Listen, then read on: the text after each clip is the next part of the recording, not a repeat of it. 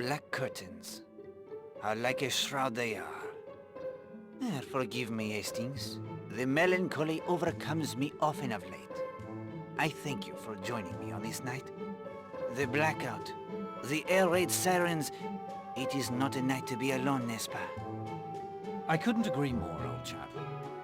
I have the bonne idée. How we will pass the hours until we know for certain if tonight at last the bombers come. You have asked me to tell you of the murder that occurred most recently at the Smuggler's Rest Hotel on Seadrift Island. I know I have revealed little beyond the fact that Poirot was able to use their little grey cells to bring the affair to a satisfactory conclusion. Yet the newspapers have said nothing. To think that a case of Poirot's does not merit at least a single paragraph is yet one more outrage I lay at the feet of Herr Hitler. He gobbles up space in the newspaper the way he gobbles up so much of Europe, including my own beloved Belgium. But tonight, I propose to take our minds off of the horrors of war. I will not only share with you the events as they happened, but more. You have often complained in your very charming British way, oh so polite, that Poirot withholds important facts and clues from you, so that you have no opportunity to solve yourself the crime. It's true. Bon, I have applied the grey cells, and a solution has presented itself. Here is your opportunity, mon ami. I will tell the story so vividly to you that you will think you are there yourself. You will direct Poirot's every action. Every fact, every clue will be there in front of your eyes. I will eliminate any characters without a part in our little drama. The hotel? It was not as understaffed as you will see it. In the same spirit, I set the stage. Oh, do not concern yourself with missing rooms, Hastings. Only those locations of importance will be presented. There will be no distractions. You will solve the case even as I did. Oh, peut-être. With a little hint here and there from the magical device you see there on that table. But no doubt, it will not be necessary. Magical device? It is called the Finger of Suspicion. It was given to me by a wizard, someone for whom I did a small favor last year in Manchester. A wizard, eh? Bien, sir. All you need to do is place one of these cards in the center of the machine.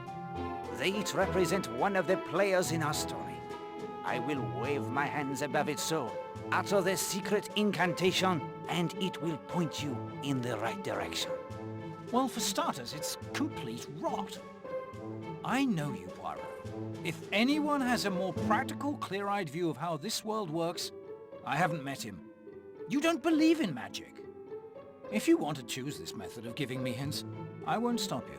It'll be a treat to see you cavorting about like a stage prestidigitator.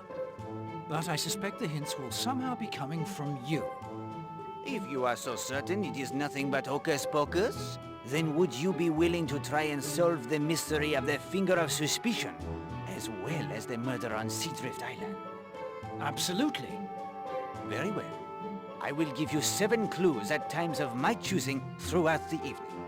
Perhaps when you have all 7, you will be able to see the true genius behind the Finger of Suspicion. Here is your first clue. Power. Power? The power of magic? I give you the clues, Hastings. Do not expect me to explain them as well. Explore my office first. Equip yourself for your journey into the past. Come to me when you are ready. In the meantime, I will tell you 3 little stories to whet your appetite. Ye gentlemen of England, who live home at your ease, this little do you think of the dangers of the seas. When we receive our orders, we are obliged to go on the main to proud Spain, where the stormy winds do blow.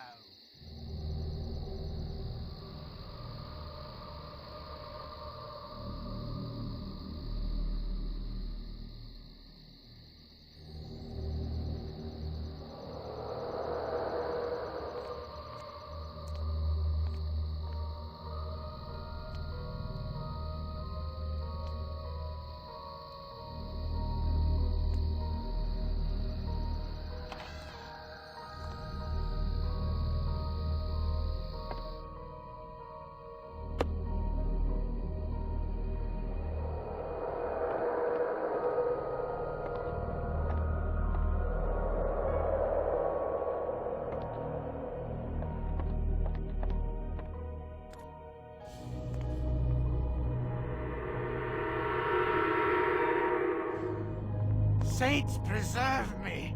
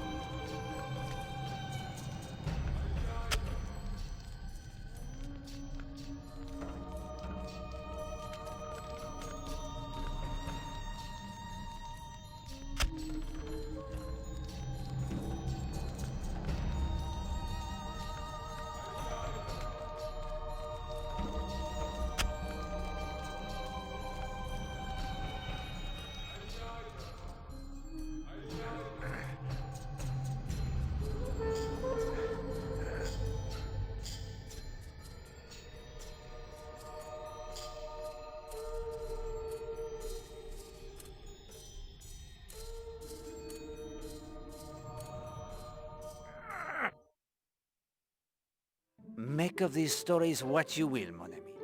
They are each related most closely to the events on Seadrift Island that you and I are about to explore. Keep them in mind. Explore my office first. Equip yourself for your journey into the past. When you are ready to begin your investigation, tell me. My story, it will commence, and you will have your chance to solve the mystery.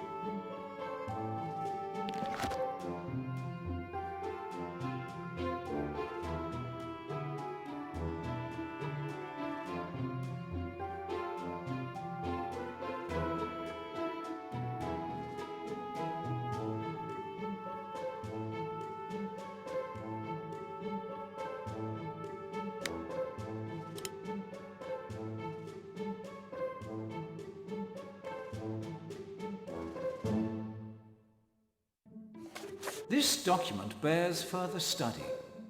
I will keep it in my notebook.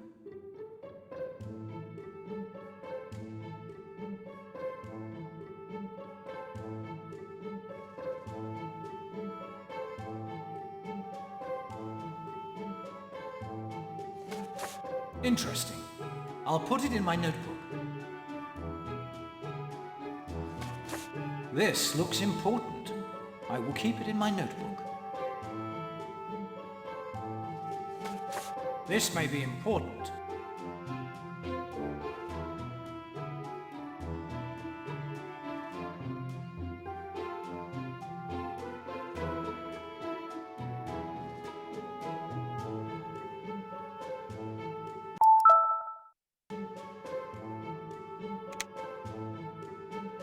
A wise choice, Hastings.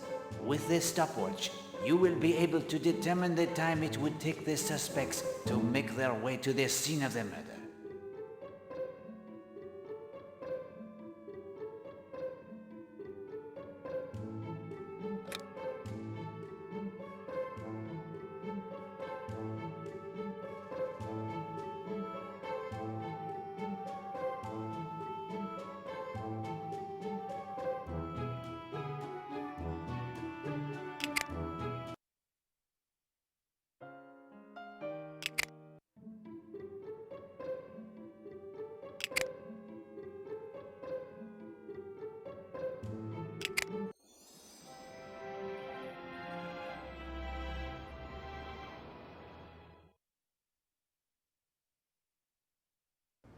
Notice how the portrait is now of Poirot. When you wish us to return to my flat, you have only to touch my portrait.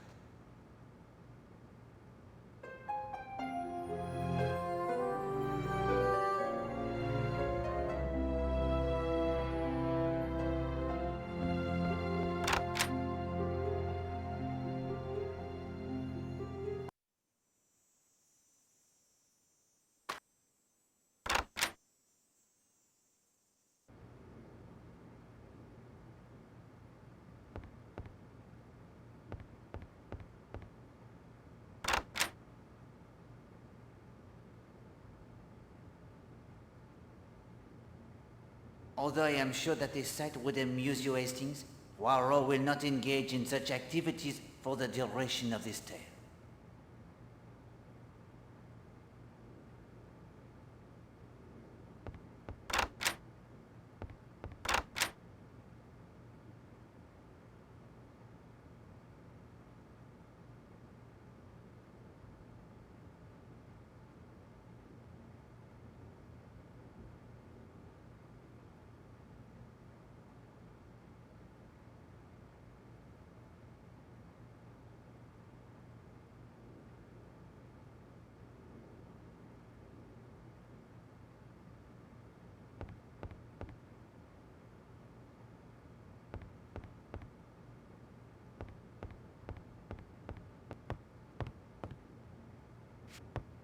Pardon, mademoiselle, what is your name? Gladys, sir. Oh, sir. If it's about the towels, the delivery hasn't come yet from the mainland. And that will is ever so unreliable. There is no hurry. Poirot has completed his toilette. Well, if it's the bed, I'll get to it when I can. There's so much to do. Do not trouble yourself.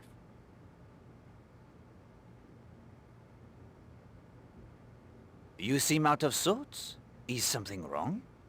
Oh, no, sir. No, not really. There. What is it? It's that Will Jenks, if you must know. What can you tell me of Seadrift Island? Only that I wouldn't stay around here after dark. Why not? There's a ghost. Old Tom Cutter's ghost. A smuggler and a pirate. Murdered he was. Shot down by government agents after his gold. You have seen this ghost? I haven't, but many have. He haunts the pub here on the island what's closed now. You seem quite angry with this Will Jenks. Will? Oh, he thinks quite a bit of himself, he does. Just because a girl might go with him to the films in Kingsbridge or have a bit to eat at the local, he thinks he's got her wrapped around his little finger. Thinks he can do whatever he likes when she's not around. Is there another girl? He says no, but I've seen her with him at the garage and walking in the high street. And she's still a child too. But I won't mention names. It would cost me my job. I am sure he will see the error of his ways, mademoiselle. Be patient. Huh, That will do for now, madame.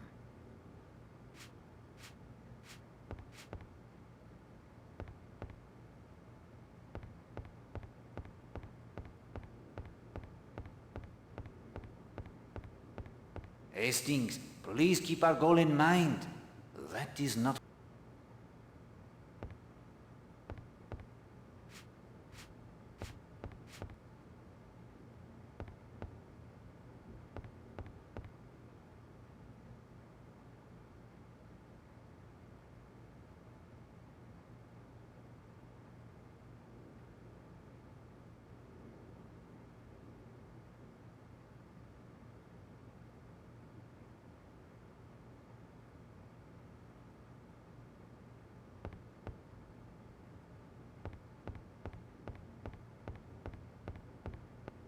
Ah, Mr. Poirot. Good morning. All settled in, are you? Yes, Mrs. Castle, thank you. I am looking forward to my little holiday from crime. Anything I can help you with? A most beautiful island. Where can I learn more of its history? That brochure will introduce you to the colorful past of Seadrift Island and Lethercombe Bay. Once you've studied that, you'll probably have more questions. I'm from London myself, but most of our staff are local. Perhaps they can help you, and the villagers have all sorts of wonderful stories. Have the coastal evacuations affected you yet? As you can see from the register, our two largest parties have gone. In the past few weeks, the Smuggler's End pub here on the island has closed, and Lethercombe Bay is almost a ghost town. Every day I expect Colonel Weston to order the hotel closed as well. It's only a matter of time, I'm afraid. Who else is staying here at present? You are welcome to check the register if you wish, Mr. Poirot. Perhaps you'll find someone you know. I shall not keep you any longer, Mrs. Castle. Merci. If you need anything more, I'll be in my office.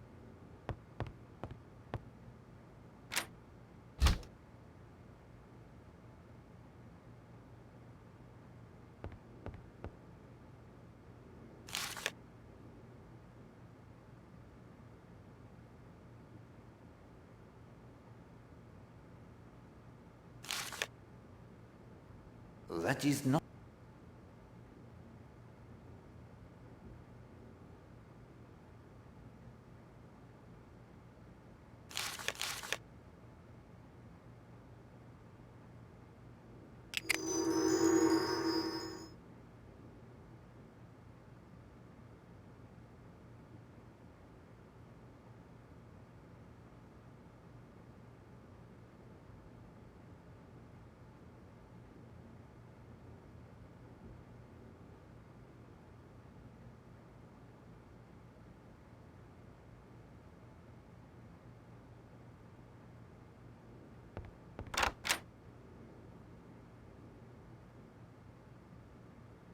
Was there something else, Mr. Poirot?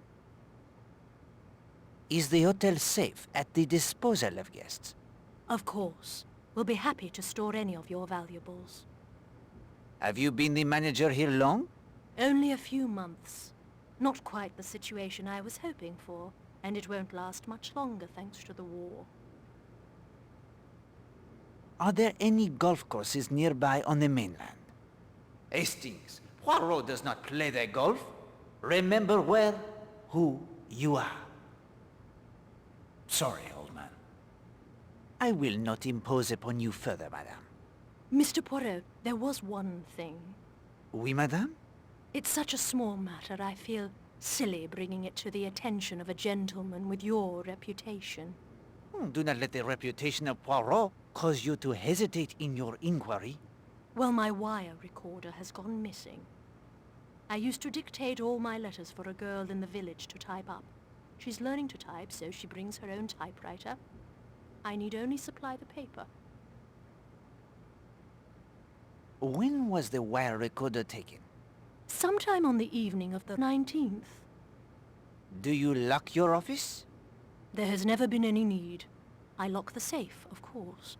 That is where all the valuables are kept. Did anything else out of the ordinary happen on the day the recorder went missing? Let me see. Well, that was the day Arlena Stewart arrived. A celebrity such as she causes quite a stir. I am not sure what I can do, but I will be happy to keep my eyes and ears open, madame. Oh, thank you. Thank you, Mr. Poirot. A wire recorder? Those things are huge. Shouldn't be difficult to track down.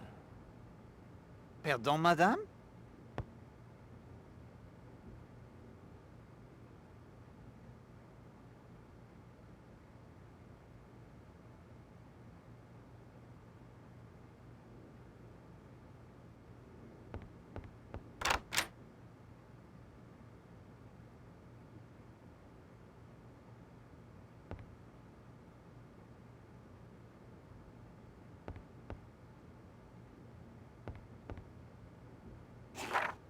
Well, Poirot, this will surely prove useful. I'll copy the valid information into my journal.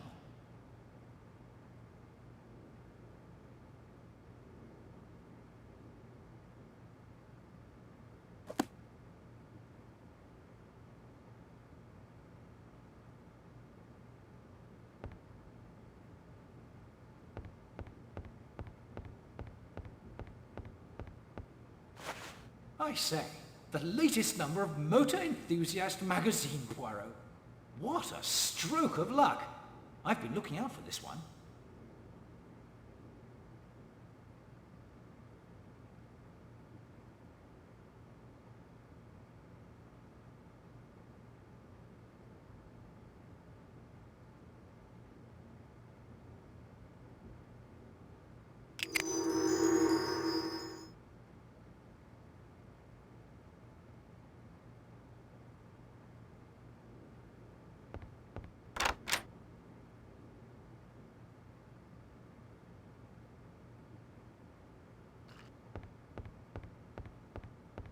Sorry, sir, the bar won't be open till 11. I am merely making the morning constitutional, young man. What is your name? Henry, sir. What can you tell me of my fellow guests, Henry? Well, I don't want to gossip, but Arlena Stewart, the actress, is staying here. And there's a Miss Rosamond Darnley in the dining room. I understand she's a famous dressmaker or something. Are you from Lethercombe Bay? No, sir. I live in Kingsbridge.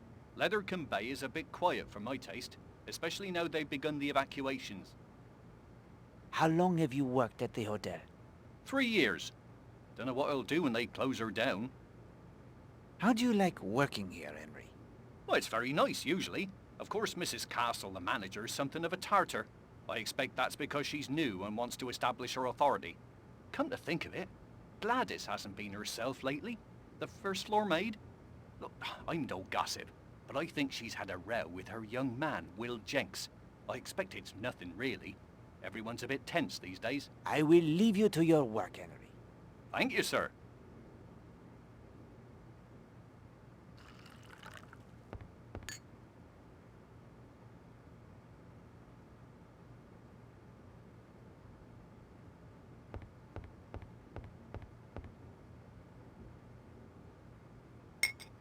It appears to be an empty bottle of the grenadine. Alas, Poirot never learned to tickle the ivories. Poirot, you employed that phrase correctly. I hope you are not implying Poirot's English to be anything less than perfect. Well, that is to say, I would never presume.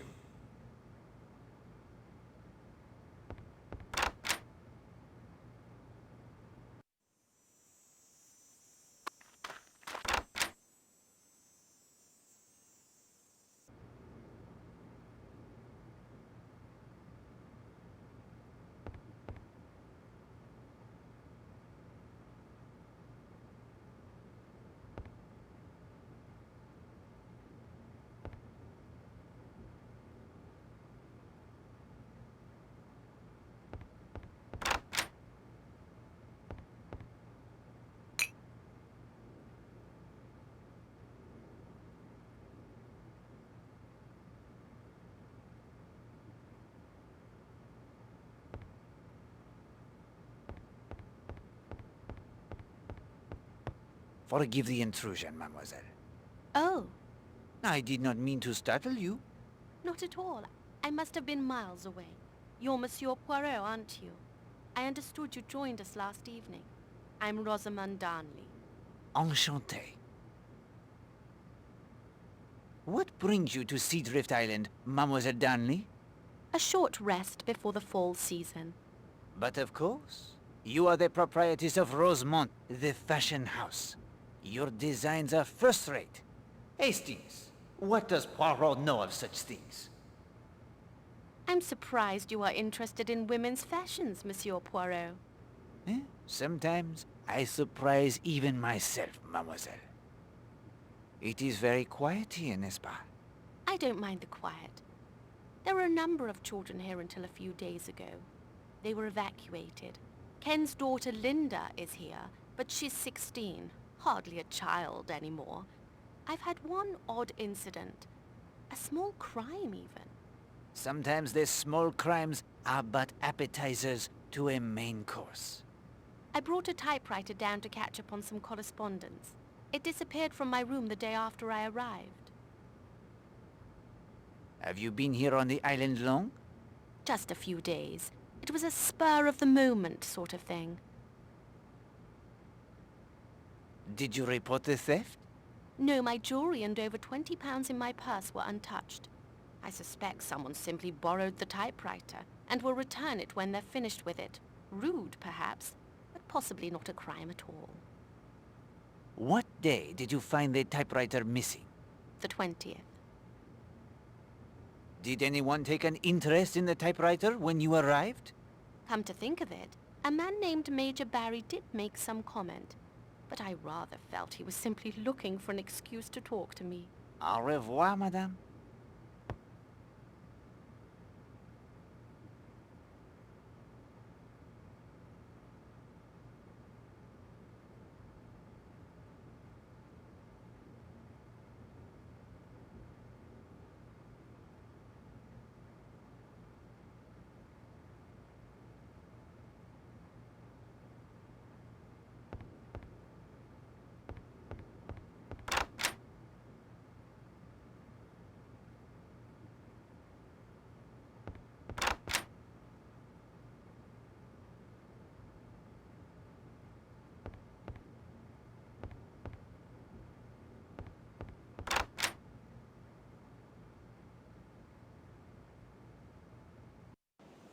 This is a useful point to measure the time it takes to reach Cutter's Cove, the spot that will be the scene of the murder.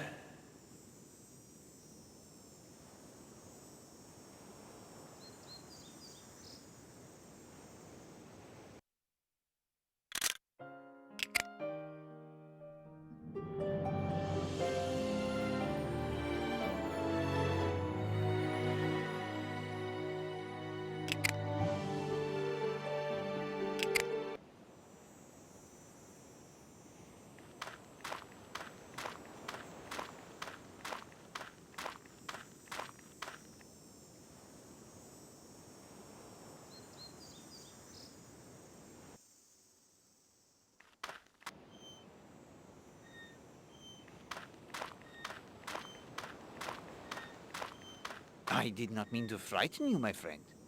You didn't, and I'm not. The pub, it is open? No. You have the binoculars, I see. What of it? They are for the watching of birds? Yes, I'm very fond of birds. Are you staying at the hotel? Are you? Mais oui. Hercule Poirot at your service. My name is North. If he's a birdwatcher, I'm a penguin, Poirot. Shall we follow him? It is up to you.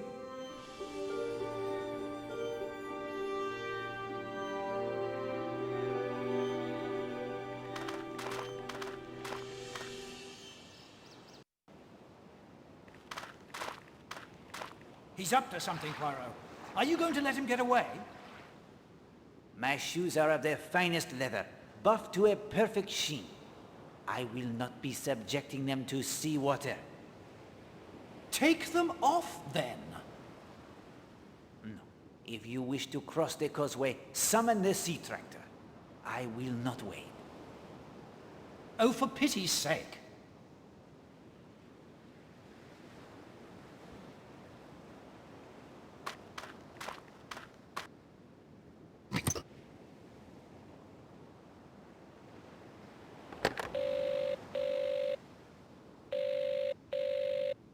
Phone isn't much good if no one will answer it.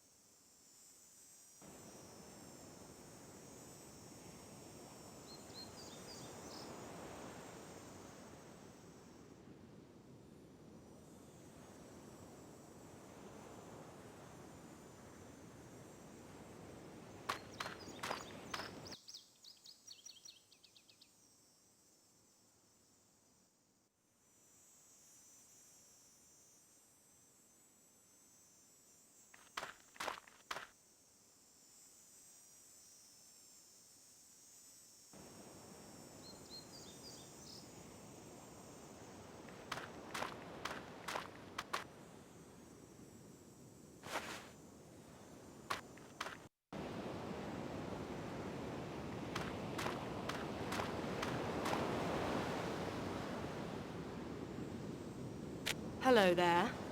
Good morning, mademoiselle. I am Hercule Poirot. Emily Brewster.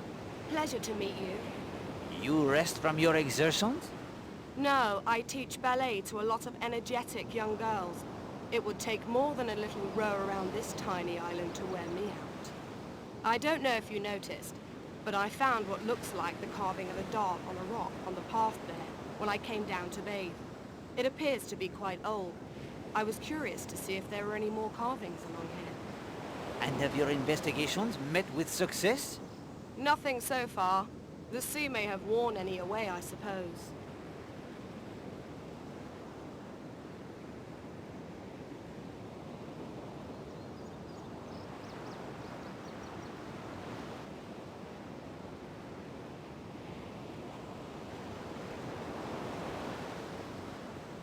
Are you enjoying Seadrift Island? To tell you the truth, Mr. Poirot, this was a necessary trip for me. I lost a very close friend several months ago. I'm here to try and come to terms with her death, and to reclaim my life if I can. Forgive me for being so frank to an innocent question. I'm not sure why I said that.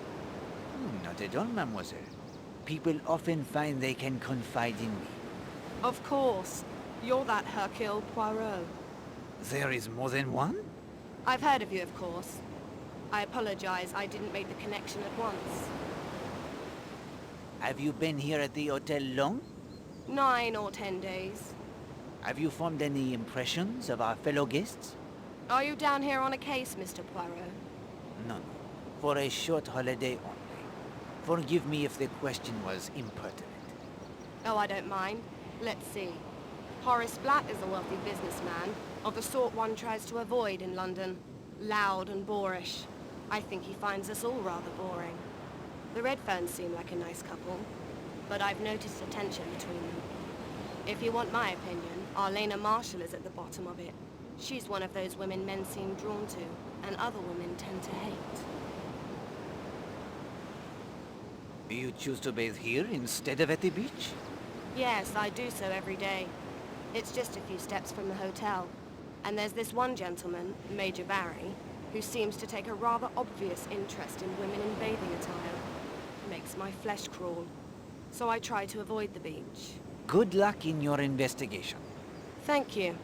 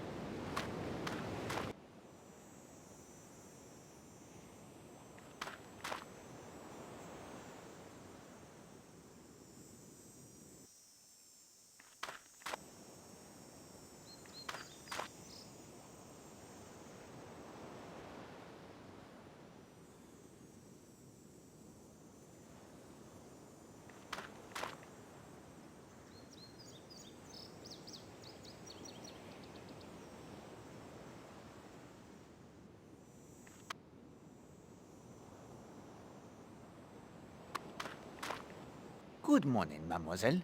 May I join you? I would be delighted. It's Madame Redfern, by the way. Christine. You must be Hercule Poirot, the famous detective. I am he? Modesty, old man.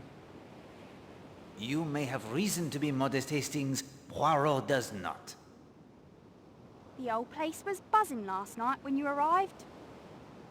Ah, it is a perfect day for sketching. Yes, indeed.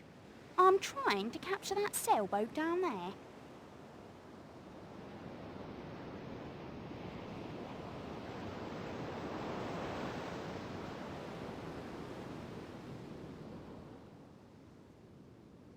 I see it. The man at the tiller seems quite good. That's Horace Black. He's a guest here. He splits his time mainly between the bay and the bar. A red sail is unusual, is it not? Yes, quite. What brings you to the Smuggler's Rest Hotel? I'm here with my husband, Patrick. Damn! Hastings! It was his idea, really. He's the outdoors type. But I burn so easily, I'm afraid. I must take care. Our time here may be cut short. Because of the evacuation, you mean? Many seaside resorts are already closed. Yes, that's mainly why I agreed to come. This could be Patrick's last chance for who knows how long. Where is your husband? That's him down there, swimming. You do not swim, Madame Redfern? No. The man near the equipment shed is George, the bathing beach attendant. That other man in the chair is Major Barry. You'll find him there most days, especially if there are any women swimming.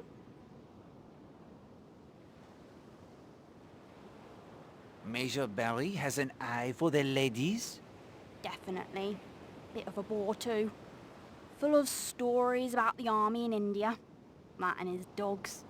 He apparently has many, many dogs. What can you tell me about our fellow guests? Well, there's Emily Brewster.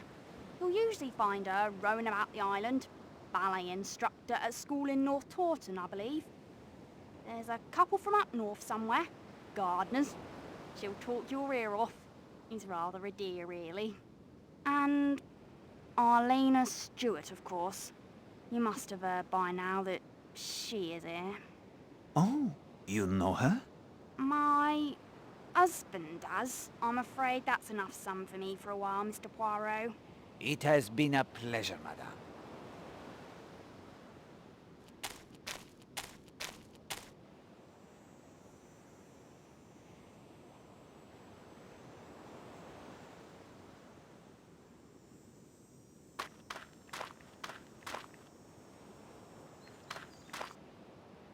This is a useful point to measure the time it takes to reach Cutter's Cove, the spot that will be the scene of the murder.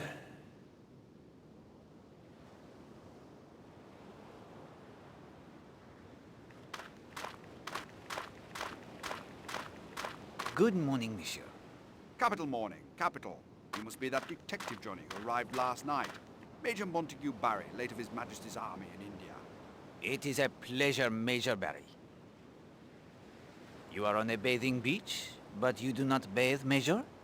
No, never got the taste for it. The scenery can be quite pleasant, though. Yes, it is very nice. Nice? Now?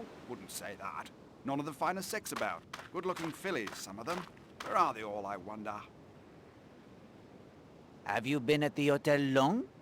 Couple of weeks. One last hurrah, you might say, before Fritz arrives on our doorstep. Yes, they are coming very soon now, I think. Bombs first, of course, soften us up, or so they think. Not like India. I was there for the start of the Third Afghan War. Now that was war with some honor to it. Those days you could see a man's eyes go dull as you killed him. How did you come to Seadrift Island? I show my dogs over in Dartmouth twice a year. Train 'em, you see. Always told myself I'd stay here once when I got my chance. Are your dogs here? At the hotel? Not likely. They're safe at some kennels I found near Exmoor. Had to get them out of London, you see. Wouldn't have stood the bombing, poor beasts. Do you know anything of the history of this place? Not much. Heard some rot about Roman orgies way back when. Then some monks decided this would be a wonderful place to make brandy. There's that smuggler Tom Cutter, of course. Gave his name to a cove here on the island. Supposed to still haunt the pub. That's about it. Any impressions of our fellow guests? That actress is a fine specimen, no denying. The Redfern lass is not bad, but a bit too pale for my taste. I like 'em with a bit of colour. Miss Darnley, the dressmaker, she's quite attractive in her own way, too. Enjoy the scenery, Major Barry. I will, when it arrives. Morning, sir. I'm afraid the rowboat is out, but I could set you up with a nice rubber float. No, thank you. Poirot does not float. Oh, no worries, sir. A bit of exercise would soon help that. I see no cause for amusement. You are the beach tender? That's right, sir. I keep an eye on the equipment, look after the grounds, the tennis court, and so on as well. Do you enjoy your job? It's all right. Not much for excitement, and the new manager's ever so strict. Henry the barman, though. He's my mate. Henry makes an excellent cocktail. He makes a superb planter's punch, direct from the Caribbean it is. Are you from this area? Born and raised in Lethercombe Bay. You must know many interesting stories of the area. You mean Tom Cutter, the ghost, the treasure?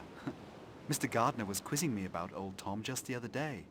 Some will tell you it's just stories, but I saw him a few weeks back, white and glistening in the moonlight like he'd risen from the sea.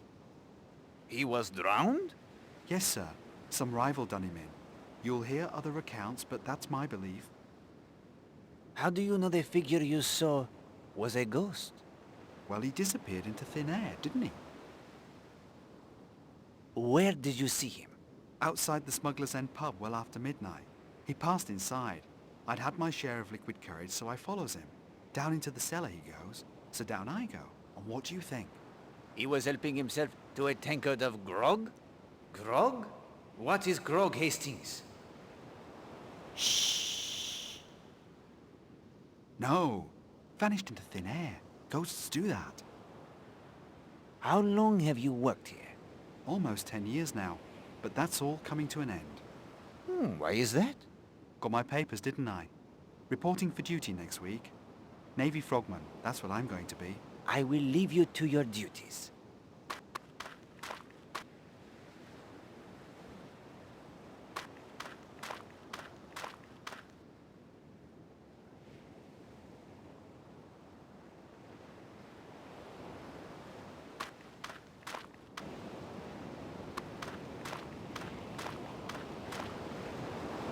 A length of sturdy cord. Hastings, I swim like the dolphin. I simply do not wish to swim at the present moment.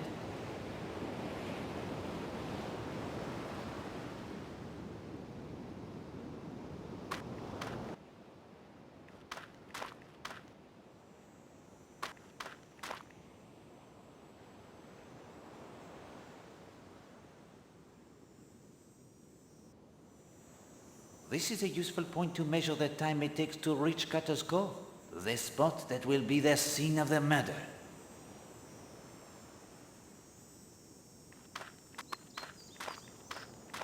You wish to eavesdrop, Hastings? As you wish. We will listen to the conversation. Sightseeing is all very well, and I like to do a place thoroughly. But a quiet spot by the seaside where I can just sit and do my knitting is so relaxing, isn't it, Oakley? Yes, darling. And this is such a picturesque spot, quite out of the world and at the same time very comfortable and most exclusive in every way, isn't it, Oakley? Yes, darling.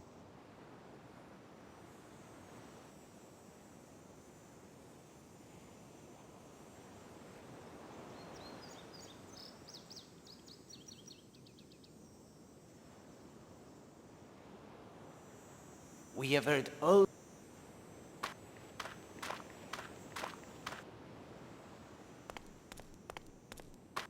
Bonjour, madame. Bonjour, monsieur. I hope I do not disturb you. Why, of course not. He's not disturbing us, is he, Oakley? No, darling. You must be our newest addition. Mr. Hercule Poirot, the famous detective. You recall me telling you he would be joining us, Oakley? Yes, darling. I am Mrs. Carrie Gardner. This is my husband, Oakley. Very pleased to make your acquaintances. Are you enjoying your stay on the island? Very much. It's so peaceful and relaxing. So far from the cares of the world, isn't it, Oakley? Yes, darling. This is an interesting spot. Yes, isn't it? Not as much wind, I think, as the terrace above the bathing beach or over at Sanctuary Cove. Oh, look, Oakley. There goes Miss Brewster again. Can't think where she gets her energy. What business are you in, Monsieur Gardner? Oakley is retired, Mr. Poirot. He was manager and owner of the Lake District's best-known theatre company. These days I travel and indulge my passion for collecting rare coins. Enough of that. I'm sure Mr. Poirot isn't interested in old coins. Our fellow guests seem most charming. You think so? Some are, of course. Others, well, I wouldn't like to say, but I was telling Oakley just last evening that Stewart woman is paying quite too much attention to Mr. Redfern, wasn't I, Oakley? Of course, having run a theatre, I'm well aware that actors aren't like us. They have different standards. Lower standards. Yes, darling. And you should have seen Mr. Marshall and Miss Darnley laughing and joking yesterday. Everyone thought they'd just met, but apparently they are old friends. I will leave you now.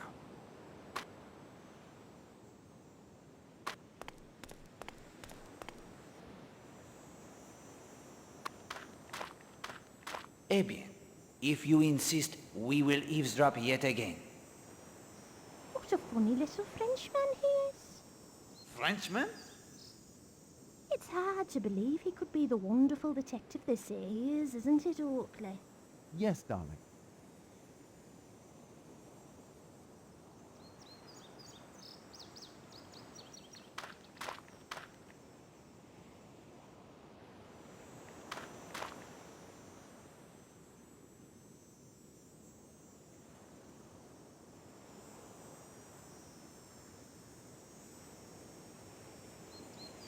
What are you thinking, Hastings? Poirot, he does not climb up and down the ladders?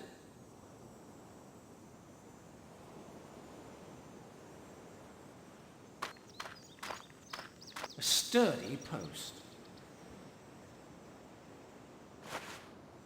A sturdy...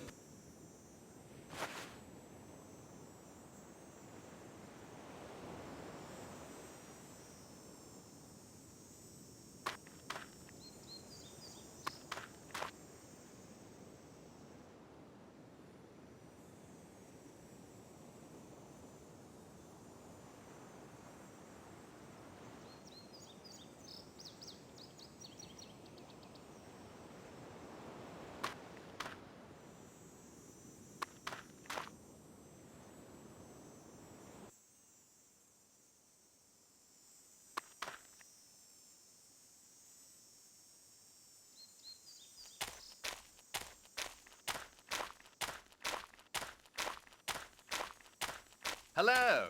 You haven't seen a tennis ball in the grass, have you? I had a lob go spectacularly astray. No, monsieur. I am sorry. You wouldn't be Hercule Poirot by any chance, would you? I am Poirot. Monsieur? Kenneth Marshall. That was my wife, Arlena. She is very charming, Madame Marshall. Hastings, if you embarrass me, we will cease the investigation at once. My apologies, Poirot. I'll try to remember who I am. Listen, Poirot. This is a bit of luck finding you here. Something rather distressing has happened. Since our arrival here on Monday, Arlena has received two, what I can only describe as threatening notes. Do you have the notes? Well, yes, here they are. Arlena thinks I destroyed them, but I thought I'd better not. Very wise. One moment, please, while I examine them. Arlena refuses to take them seriously. She says people are often jealous of her due to her success and her beauty, and it's no more than that. I'm not so sure.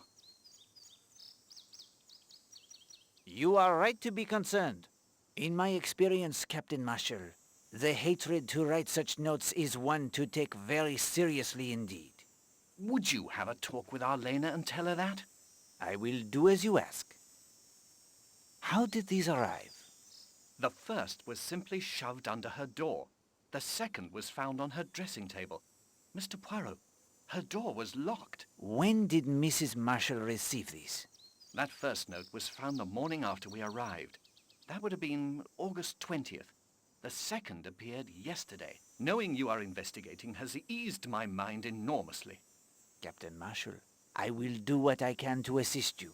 But if I am to be successful, I must enjoy your wife's complete cooperation.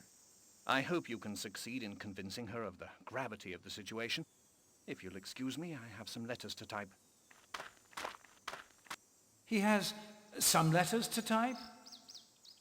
He seems unaware of the significance of what he has said.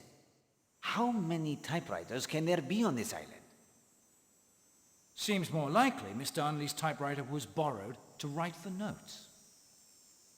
It is possible. You knew there might be a real danger to Mrs. Marshall even then. Yes, my friend. I could feel something in the wind. The way sailors can sense the approaching storm.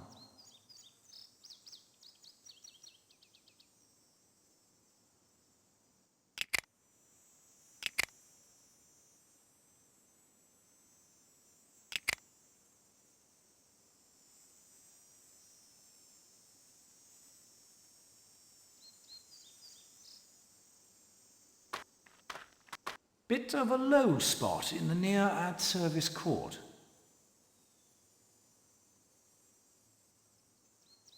It is an unusual wreck for a garden, lad. It's to keep the clay of the court smooth. And from the look of that clay, it's about time for a good rake.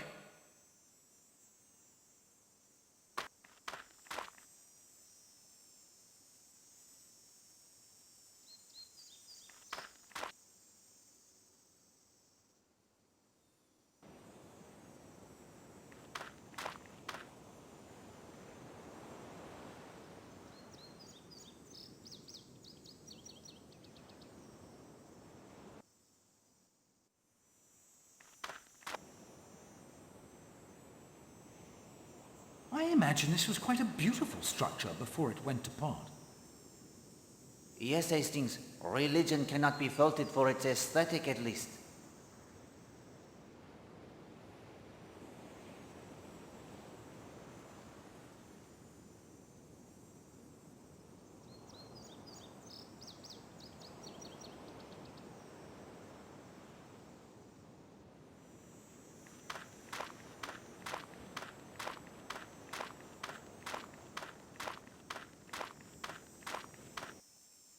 This is a useful point to measure the time it takes to reach Cutter's Cove, the spot that will be the scene of the murder.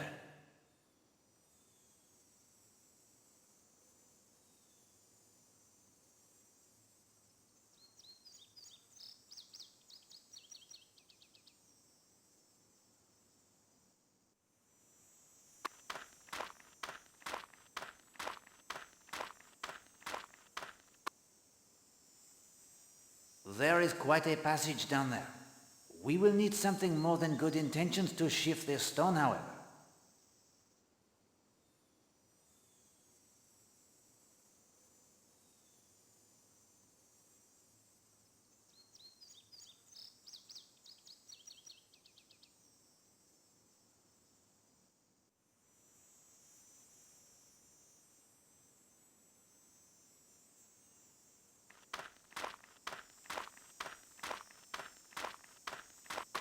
Curious, isn't it? It was an oar, I believe, planted quite securely in the ground now. I can't shift it. I'm Stephen Lane. Hercule Poirot. Ah, the detective. Maybe you have a theory what it's for. Without more evidence, a deduction is difficult. Here you go, then. I found these near the edge of the cleared space. Chicken feathers, I believe. I think those stains are dried blood. Suggestive, don't you think? Perhaps.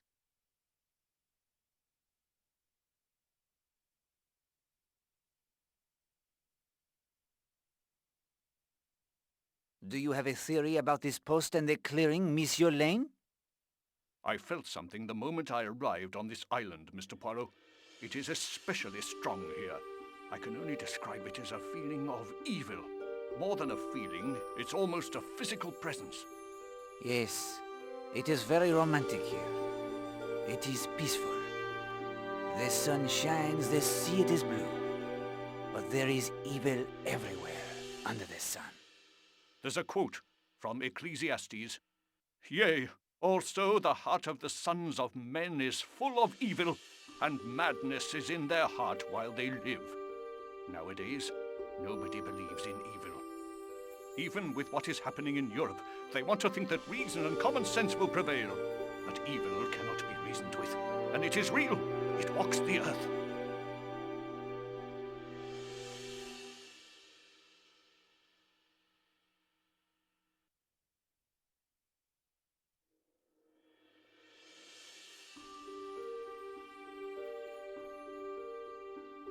What brings you to Seadrift Island, Monsieur Lane?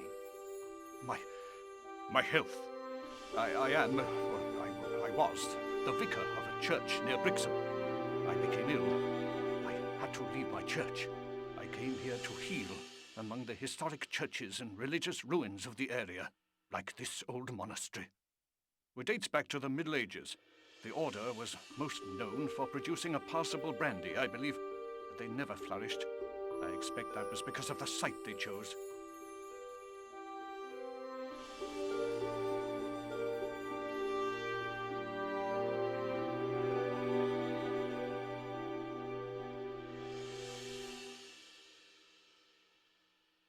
What is wrong with this site?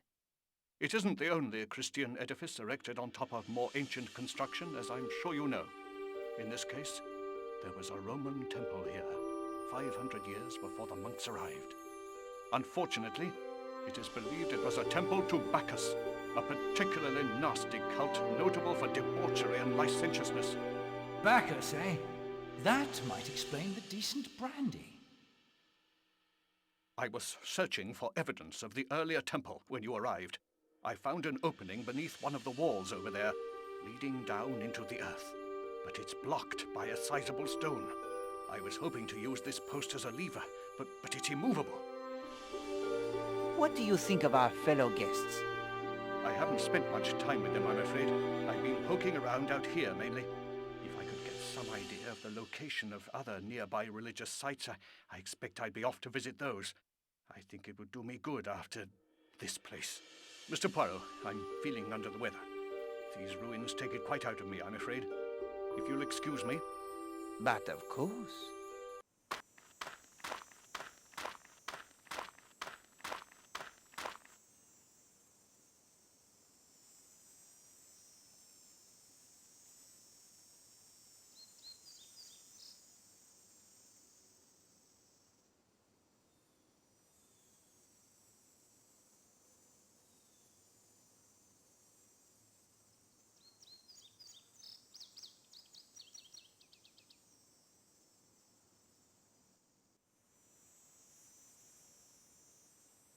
This post looks like it was once an ore. But what is its purpose now?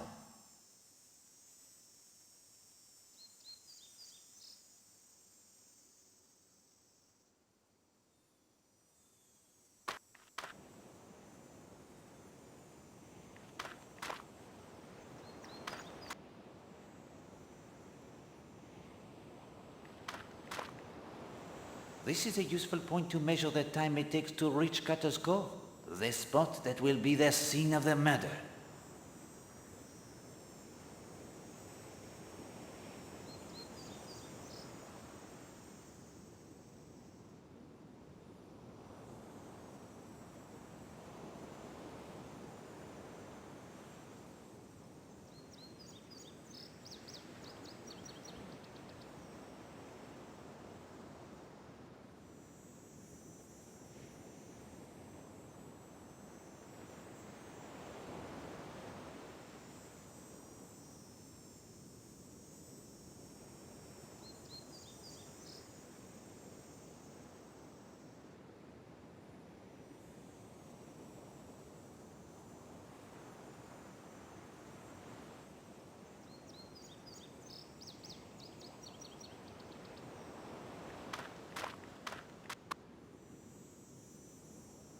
Bonjour, mademoiselle. Hello. I am Hercule Poirot, a fellow guest who has arrived only last night. I'm Linda, Marshall. I'm here with my father and his wife.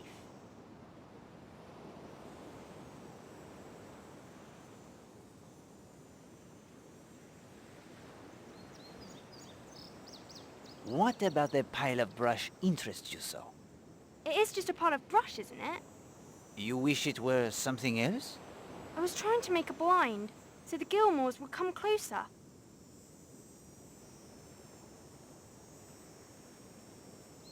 A hunter's blind? I don't want to hunt them. They're wonderful creatures. I just want to study them. I would offer my assistance, but Poirot knows nothing of blinds, I am afraid. Wait, Poirot. That won't do. Did you make a blind for the girl, or didn't you? That is to say, I might be able to construct one? You just didn't want to admit you'd done any physical labor. You know nothing about them, but you can build one. Yes. Is it not strange how we can feel such contradictory notions sometimes? Oh, those? I have them all the time. I'm a mass of contradictions.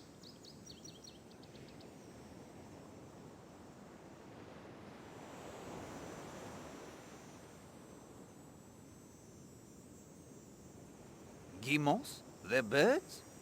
Yes. Do you know about them? I cannot say I do.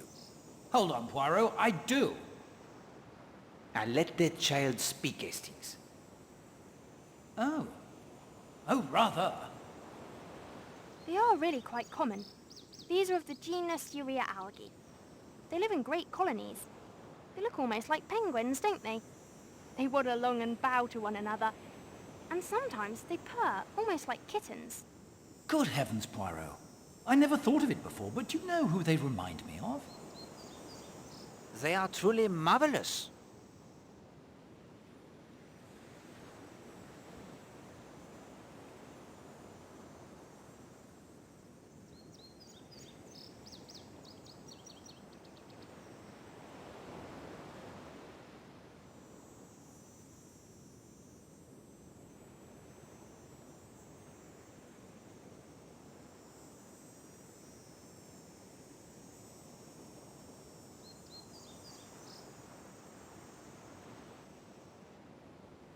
They seem to like it here very much.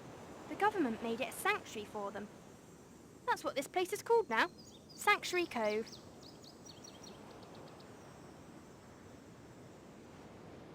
What brings you to the Smuggler's Rest Hotel? It was Arlena's idea. That's my stepmother. Are you enjoying yourself? No, I hate it. I don't know why we're here. Ah well, the summer it is almost past. I think your school it will be starting again soon? Miss Porter's? I suppose so. I wouldn't know. Miss Porter's? Hastings, the name of this school is familiar to me. There is a newspaper account in my files.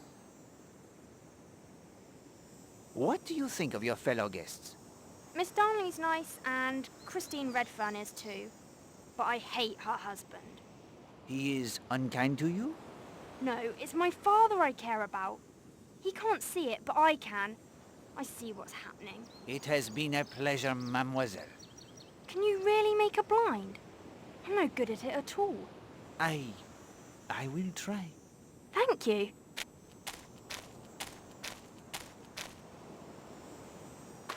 Hastings, what have you gotten me into now? Relax, old man. All we really need is some cord, a couple of sturdy posts, and something to anchor it all with. Tent stakes, for example. Tent stakes? On an island with a perfectly good hotel. Why would anyone need tent stakes? Oh, well, I see your point.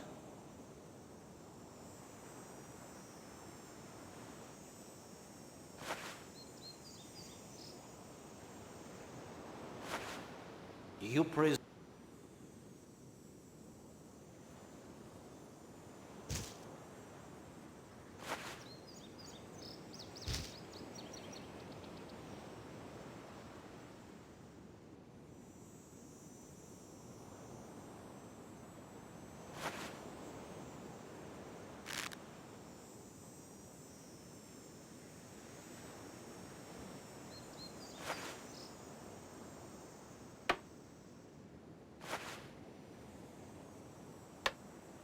Perfect. Now let me handle this, Poirot. As you wish. Not a bad blind, if I do say so myself.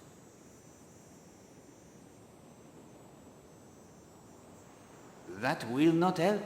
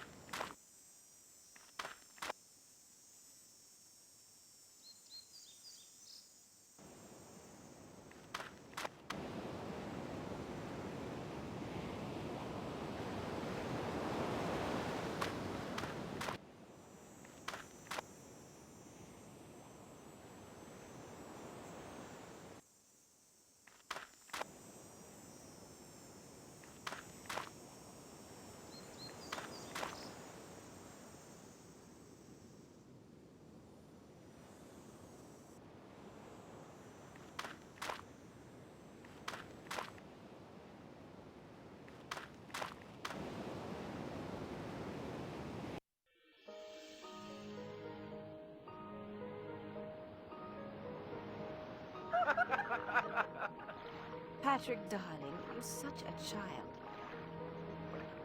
Man enough.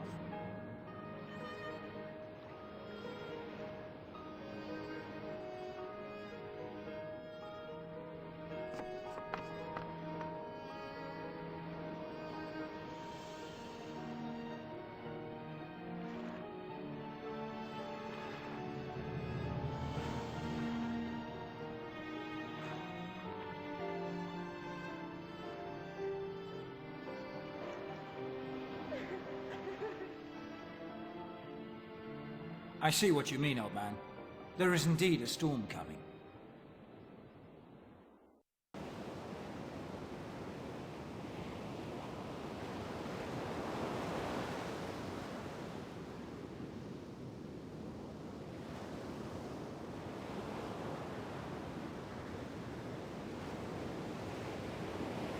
There is nothing...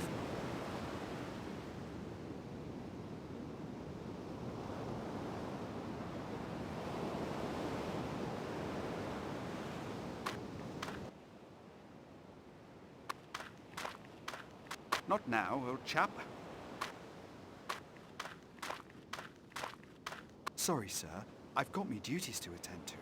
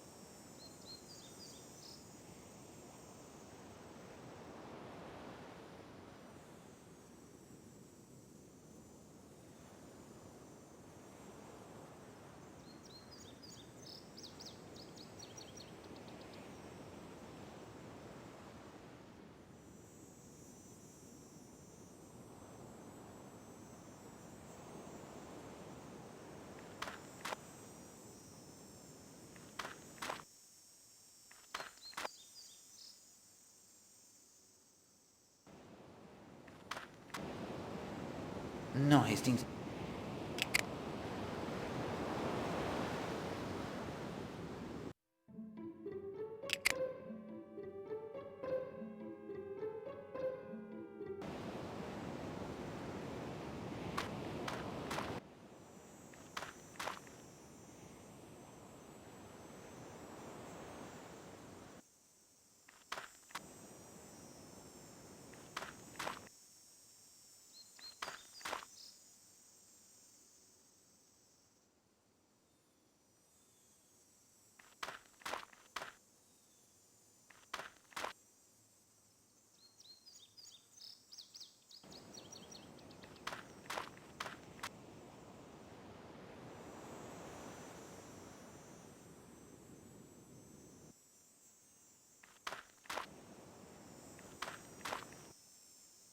No, Hastings. This stage has been carefully prepared.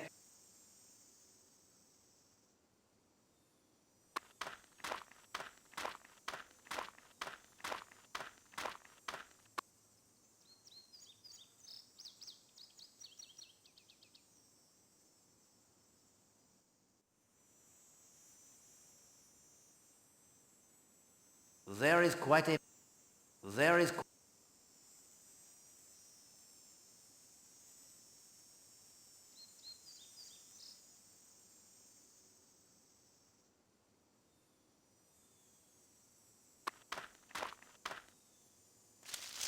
I say, that looks like one of those doors you find in old monasteries. What do you call them? A monk's door, Hastings. Tightly locked. And the door may be ancient, but that keyhole looks as if it had been recently used.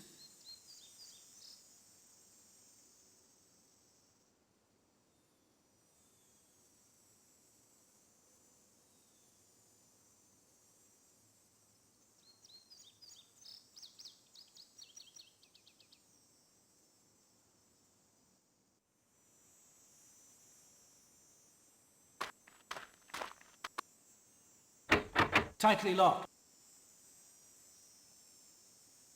No, Hastings. There is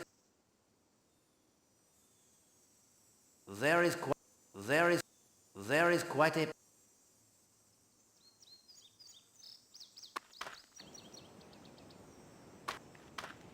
I imagine this was quite a beautiful structure before it went to pot. Yes, Hastings. Religion cannot be faulted for its aesthetic, at least.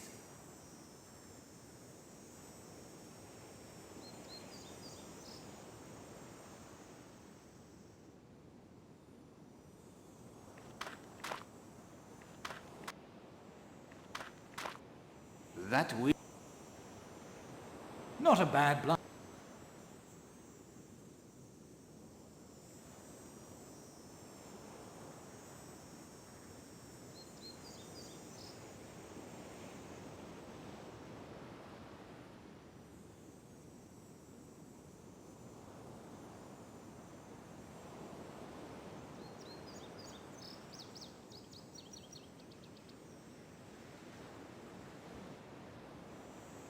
That we...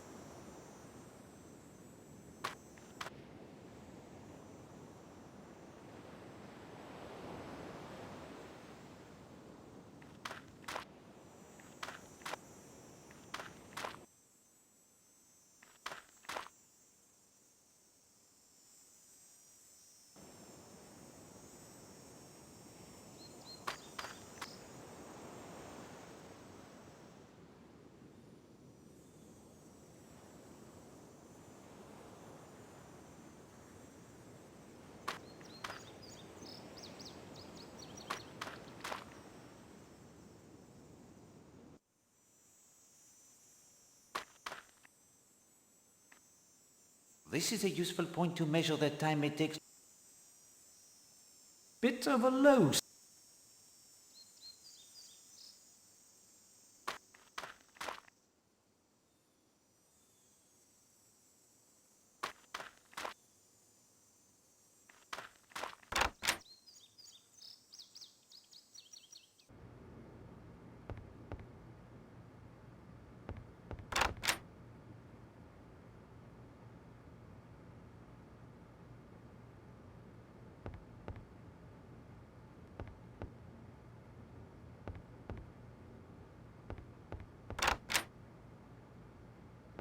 I'm not in the mood to We cannot search the office when its owner stands before us?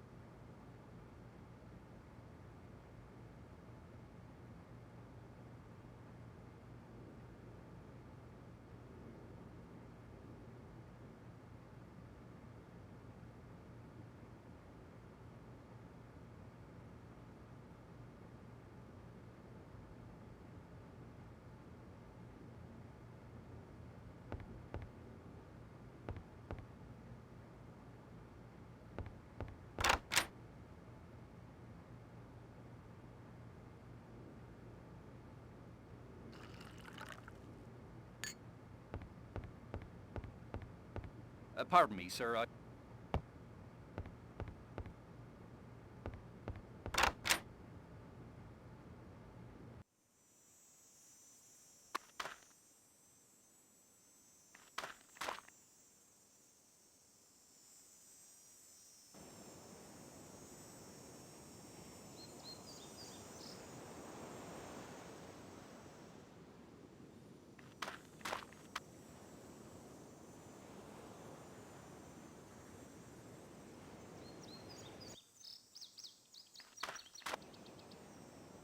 I imagine this was...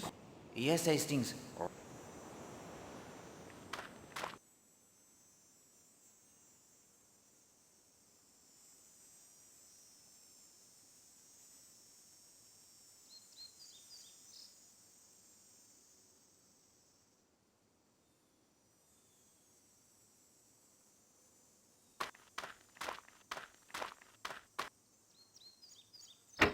Tightly locked.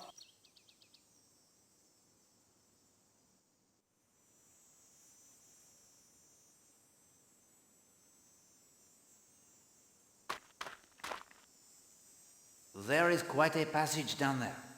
We will need something more than good intentions to shift this stone, however.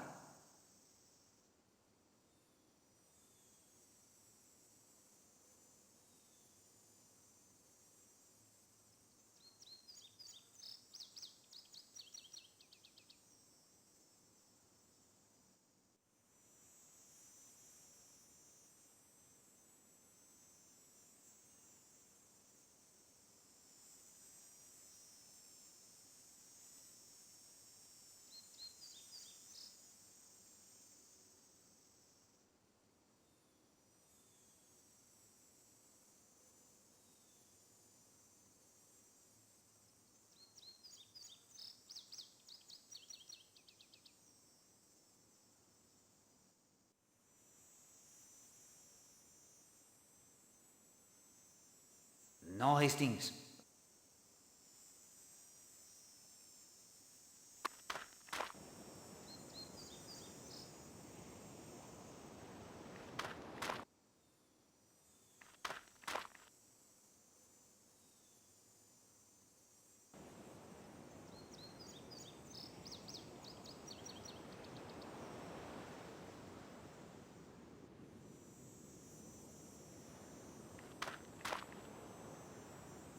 What are you thinking? An older ladder that has collapsed? I wonder if anyone was climbing it at the time.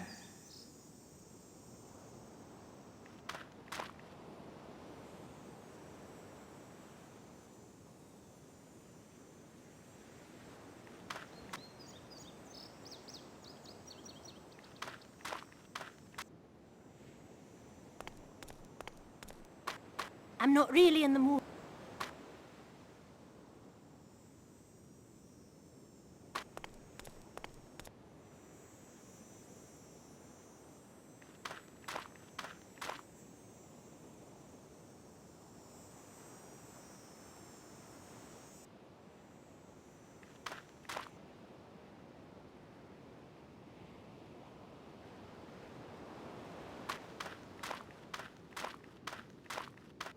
Beg pardon, sir, but the equipment shed is for my use only. You wouldn't believe it, but someone walked off with an oar a few days ago. What good is a single oar to anyone, I ask you?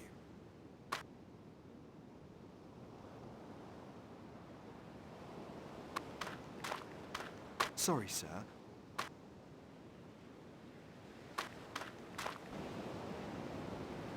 There is nothing.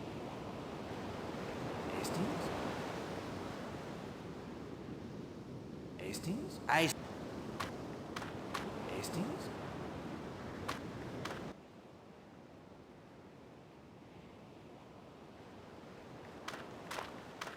Not now, old chap.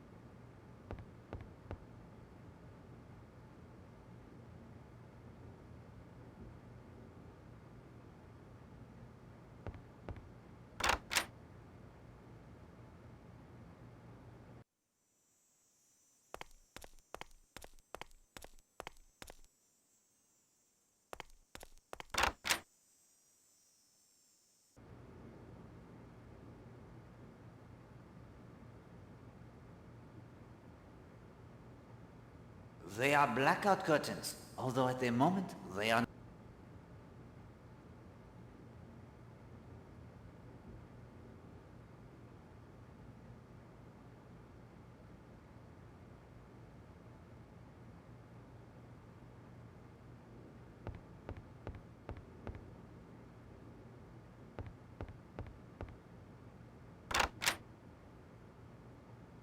Although I am sure that this sight would amuse you, Hastings.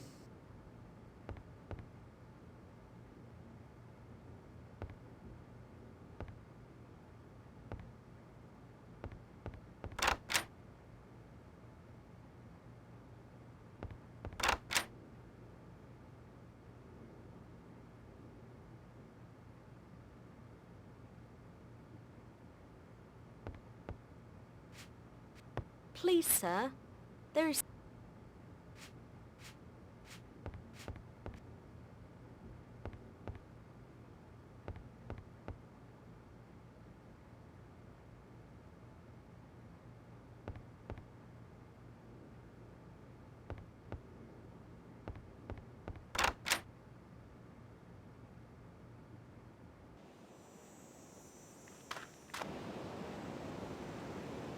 No, Hastings.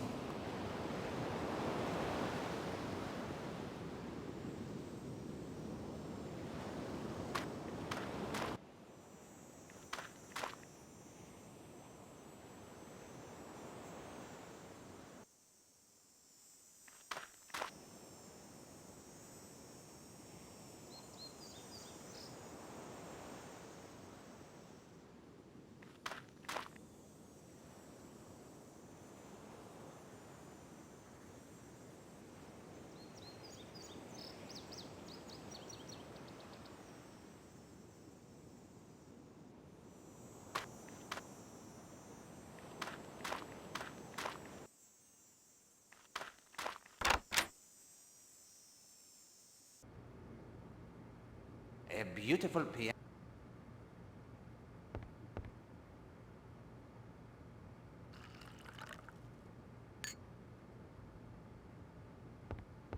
Excuse me, but I need a little time to myself.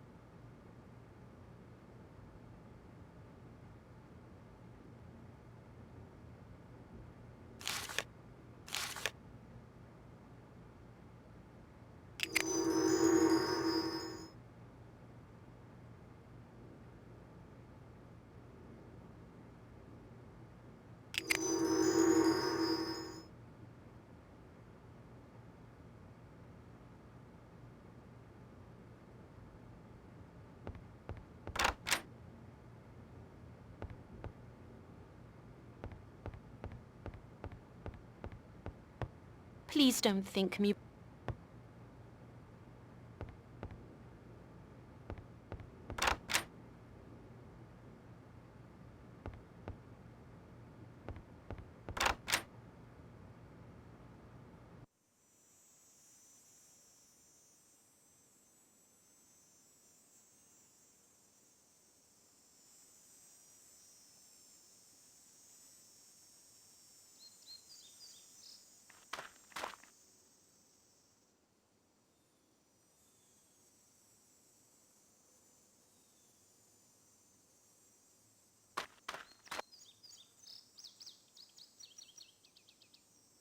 Bit of a load.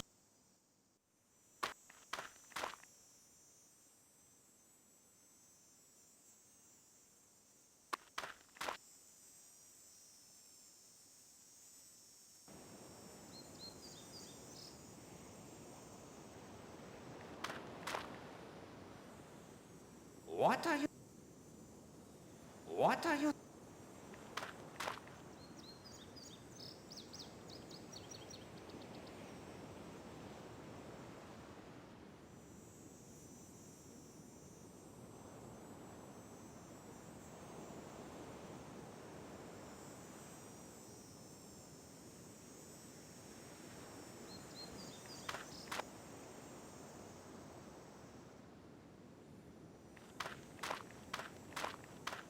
No, we have heard quite enough.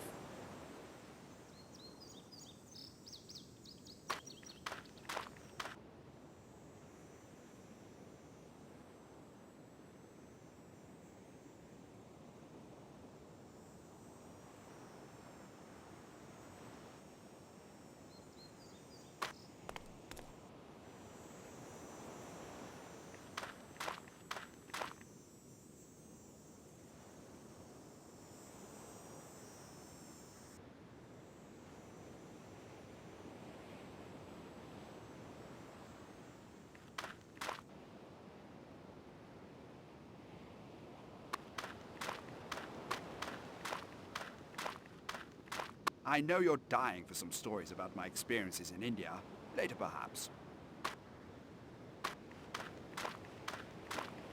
It's thirsty work, but you'd best leave me to it.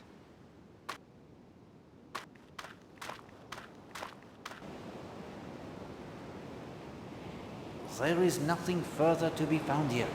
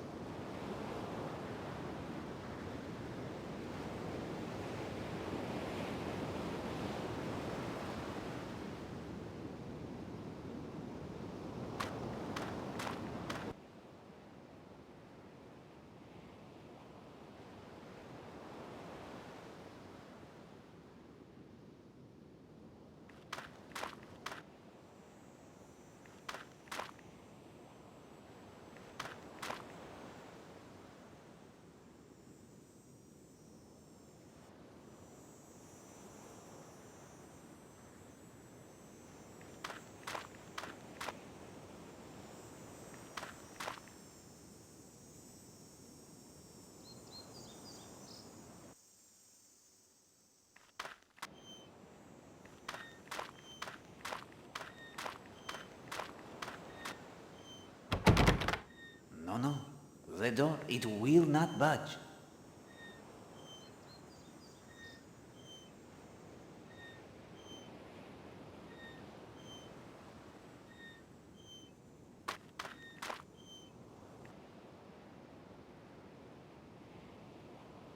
Poirot will not be waiting in this store.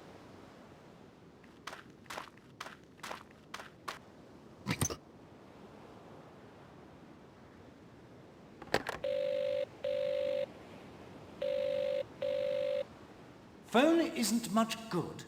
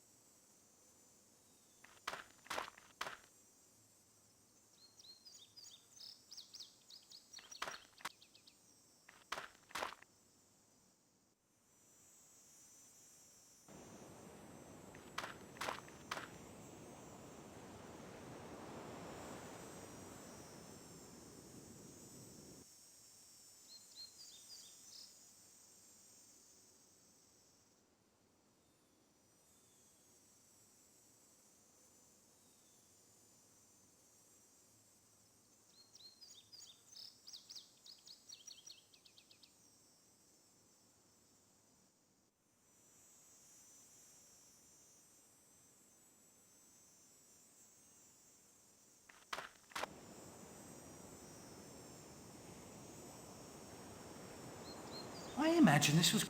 Yes, I...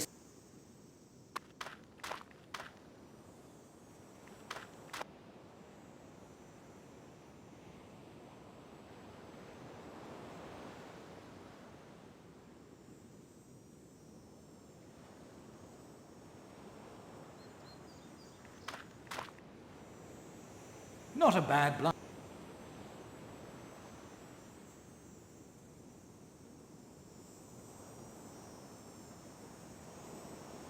Not a bad...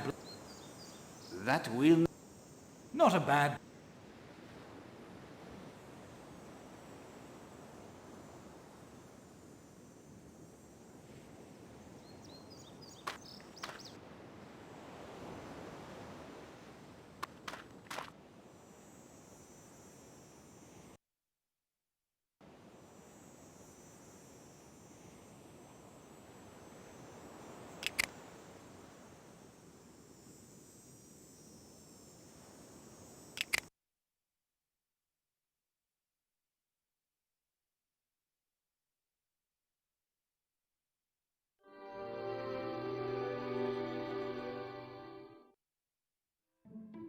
Bien, Hastings.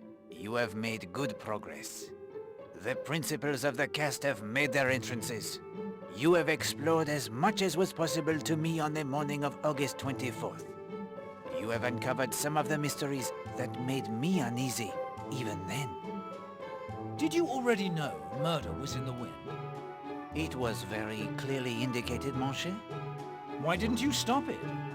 If a person is determined to commit murder, it is not easy to prevent them. I do not blame myself for what happened. It was inevitable. What are my next steps? When you are ready, we will continue our little game. I was able to explore further. Introduce yourself to the residents of Lethercombe. Look for opportunities to assist anyone you can in the village or on the island. They will appreciate your thoughtfulness and will be more likely to help you when you need a favor in return. As before, if you find yourself unable to progress, I will assist with the magic of the Finger of Suspicion. Yes, uncanny, that gadget. I believe you promised me a second clue to unravel its mysteries. Quite right, my friend. The clue is lamp. Power. Lamp. Illuminating.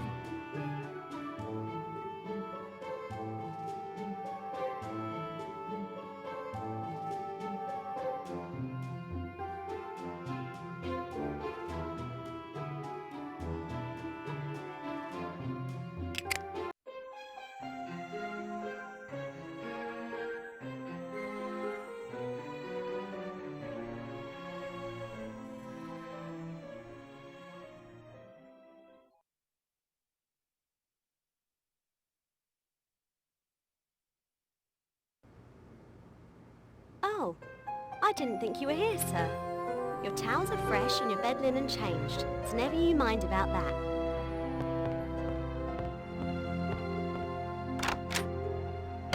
Good grief. That girl certainly got the wind up over something.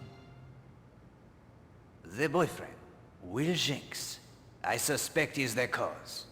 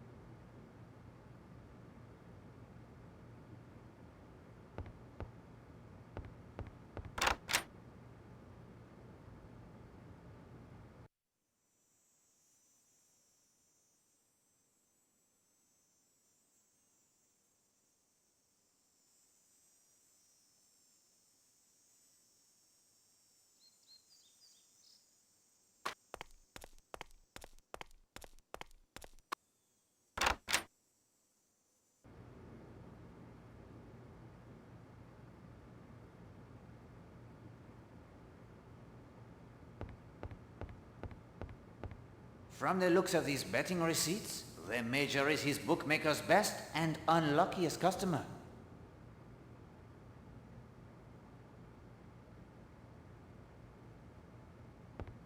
I think this room belongs to Major Barry. One of those straps on the suitcase might come in handy.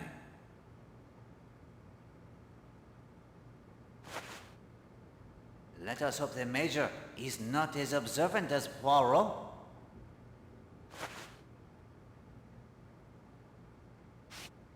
There is nothing beneath the pillow. There is nothing...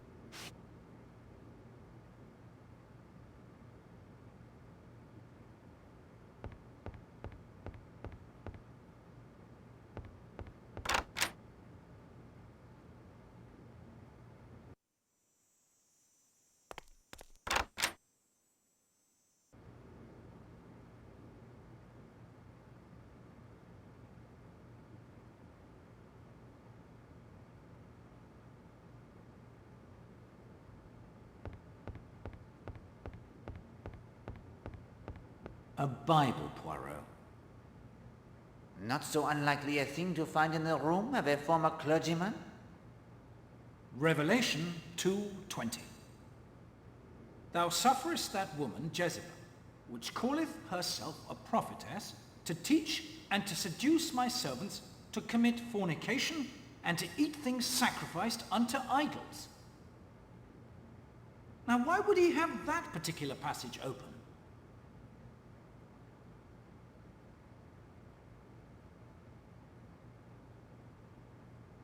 A Bible.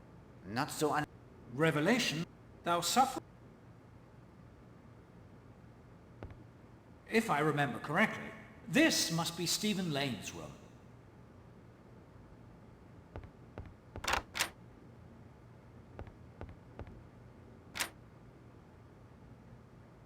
Mineral oil makes a spiffing laxative. We will borrow the mineral oil, Hastings. But Poirot has no need of the laxative. No markings on the bottle at all. I will take only 2. Perhaps we can determine what they are.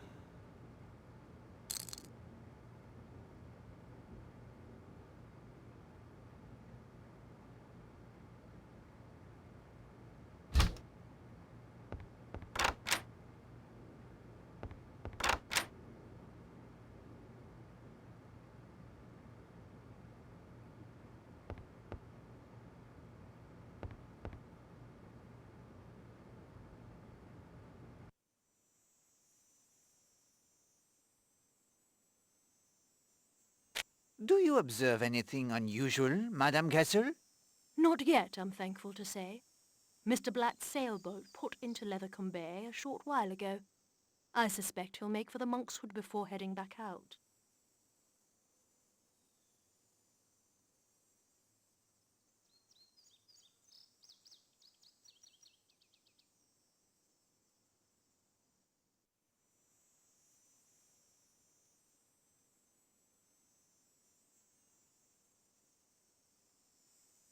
What do you look for so intently, Madame Castle? U-boats, Mr. Poirot. I have seen them too.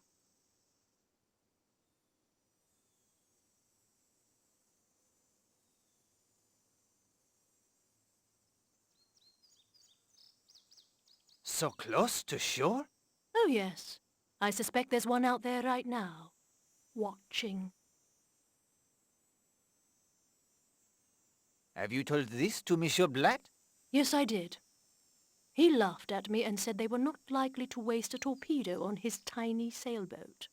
He has their point there. What is the Monk's Hood? The only pub still open between here and Kingsbridge. Albert Bagley runs it. Who has the key to the smuggler's end? Colonel Weston took charge of it when they closed up. Colonel Weston? But he is an old friend of mine. He's set up shop in the police station. But is he not the chief constable for the entire district? Yes, but he runs the home guard for this area. He's overseeing the coastal evacuations. We used to have a local constable, but after evacuations got underway, he was transferred to Modbury. May I borrow your binoculars? I need them, Mr. Poirot. I promised Colonel Weston I'd keep watch. Surely no attack will come during the afternoon? Why do you want binoculars?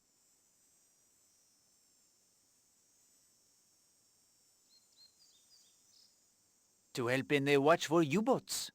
Well, I do have other duties to attend to. I mark any sightings on the calendar in my office, if you would do the same. I then pass on the information to Colonel Weston. But of course. And if you wouldn't mind doing me one small personal favor. I would be happy to assist you, madame. If you would return this book to the lending library, I'd think that a very fair trade. I shall do as you ask. Here you are, then. I'll be off.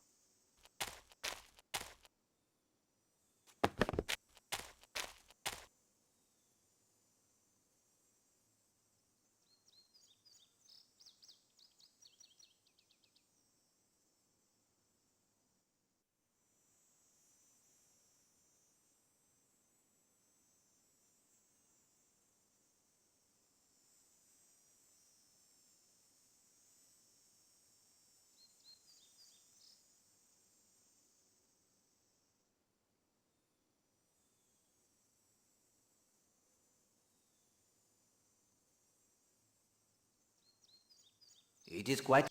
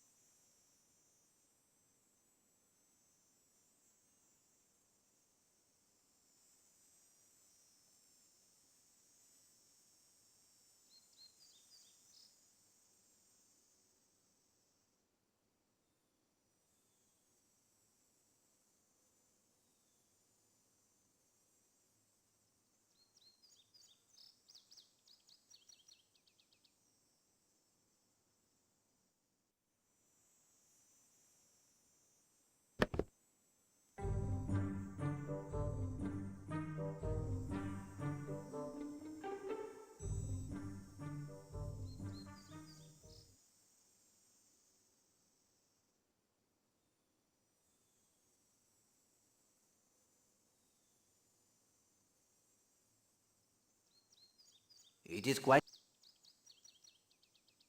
It is quite...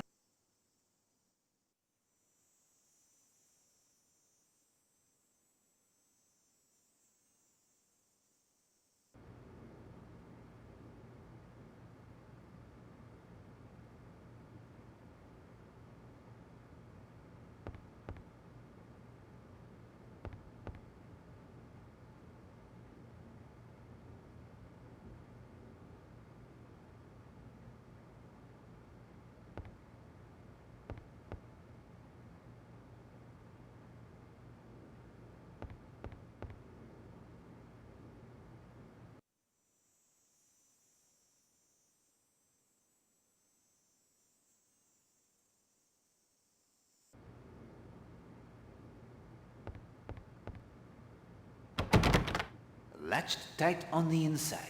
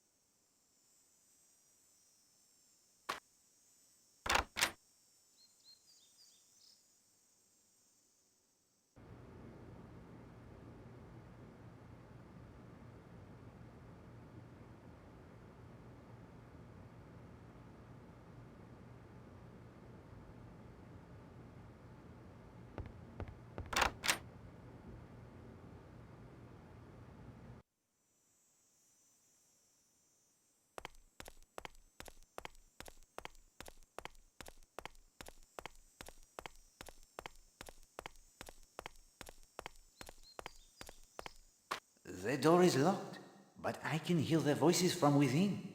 Perhaps we should listen a bit closer, Hastings.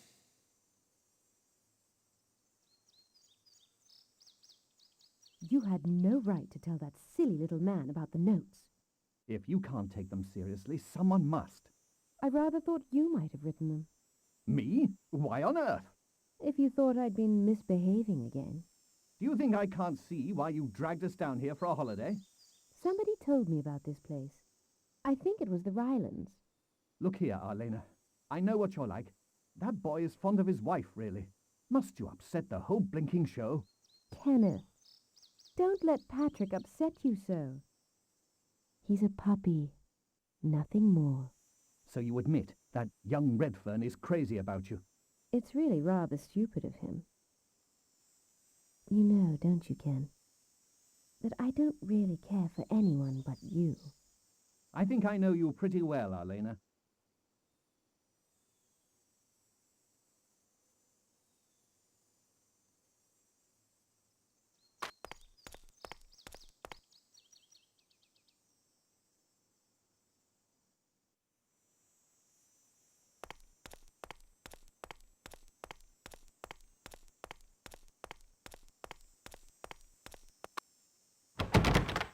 No, no.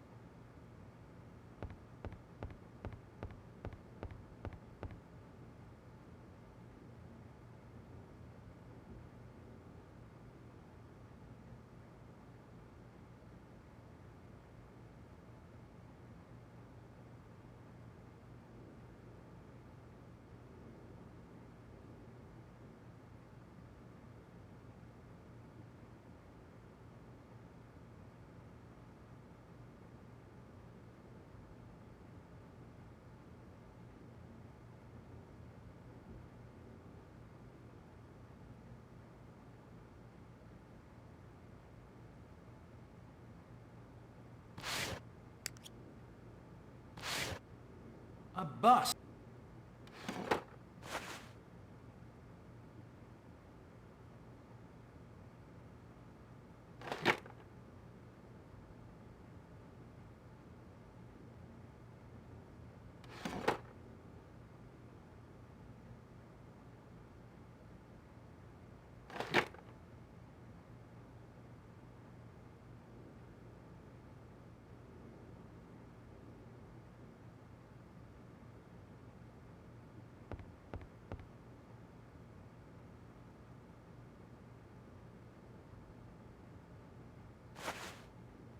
This should do the trick. Hang on, it doesn't fit at all. Ah, things are seldom as simple as they seem.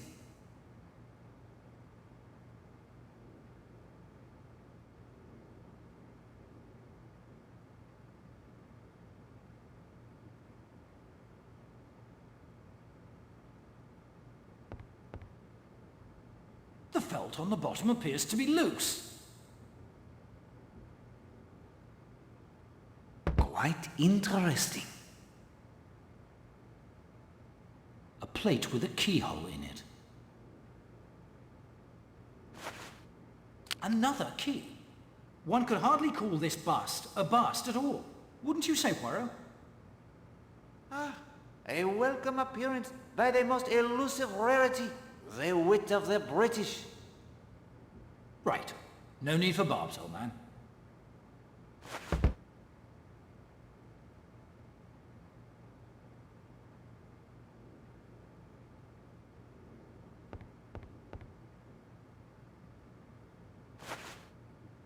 The safe, it opened effortlessly. It must see frequent use. Good God, Poirot. That's a German two-way radio. I think we'd better have a talk with that castle woman.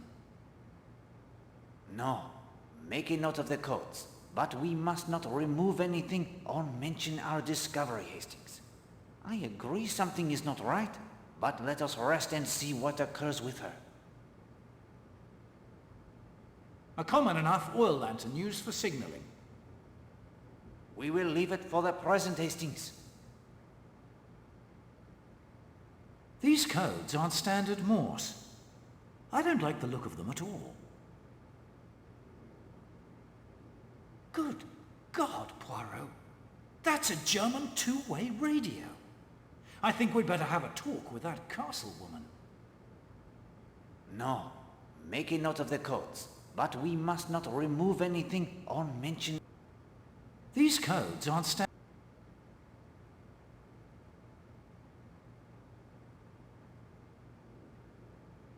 Good God, Poirot. No.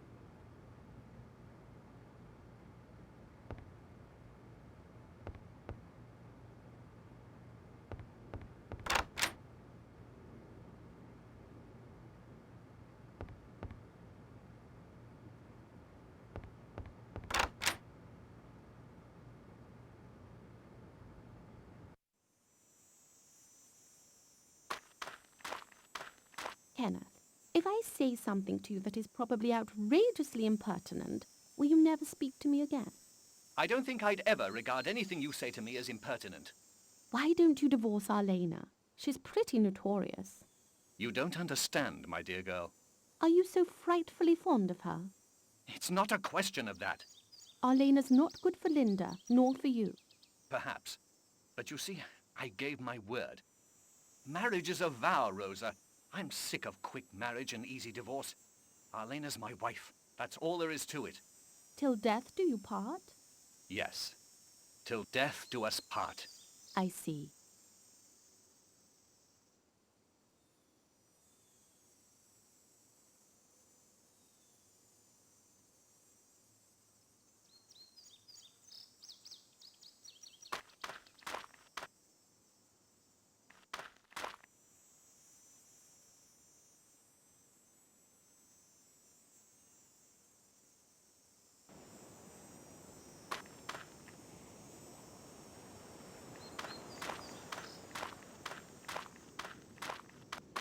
Bonjour, Monsieur Gardner. Have you lost something? What? Oh, hello, Mr. Poirot. Lost something? No. Just looking at the grass. You look at the grass with great intensity. Nothing wrong in that, I hope. My hobby could be gardening, like my name. It could be, that is true. But you have already told me your hobby is collecting rare coins. I did I? Well, it's true. A wonderful view from this spot. Yes, I'm told Tom Cutter spent long hours up here, watching the sea for ships that might run aground. What brings you and the charming Mrs. Gardner to Seadrift Island? Whim, I think. I don't quite recollect. No, that's not it. Oh my God. What is it? Why did we come here? We came here... Good God, man. Today is our anniversary. August 24th, 29th anniversary, and I'd completely forgotten. What am I going to do? If I try to sneak into time, she'll know. She'll know I forgot. Do not concern yourself, my friend. I, Hercule Poirot, will undertake this mission for you, and Mrs. Gardner will be none the wiser. That's very decent of you, Mr. Poirot. What can I do in return? Just repaying you doesn't seem enough. Huh? Possibly tell me the truth about why you came to Seadrift Island. I expect you've already guessed, but if you can find Kerry a present, I'll be happy to share all I know. Eh bien, no time must be lost. What shall I purchase for her? Why, I don't know. Use your own discretion. No frilly undergarments, though. That wouldn't do. I need to alert the cook. We'll want a little cake and champagne.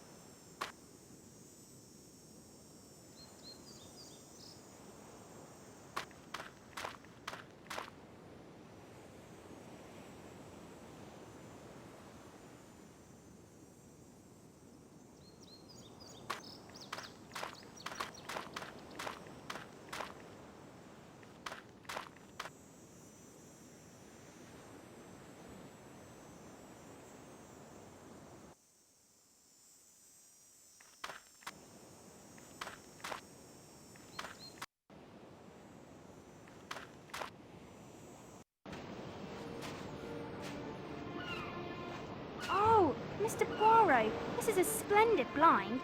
The birds practically walk right up to me. I am pleased you find it adequate, Mademoiselle Marshall. But there's something wrong. Look at that one on the rock nearest the shore. What is on it, Mr. Poirot? It looks like oil, Poirot. Maybe from a leaky boat engine. It'll kill the bird, I'm afraid. Mademoiselle, it is oil, I fear. Very bad for living things. Oh, please, Mr. Poirot.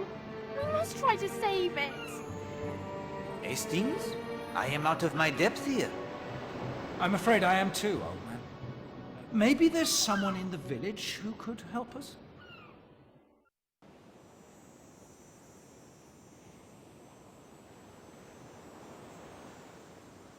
No more can be learned by disturbing her. No more. The blind is still holding up well.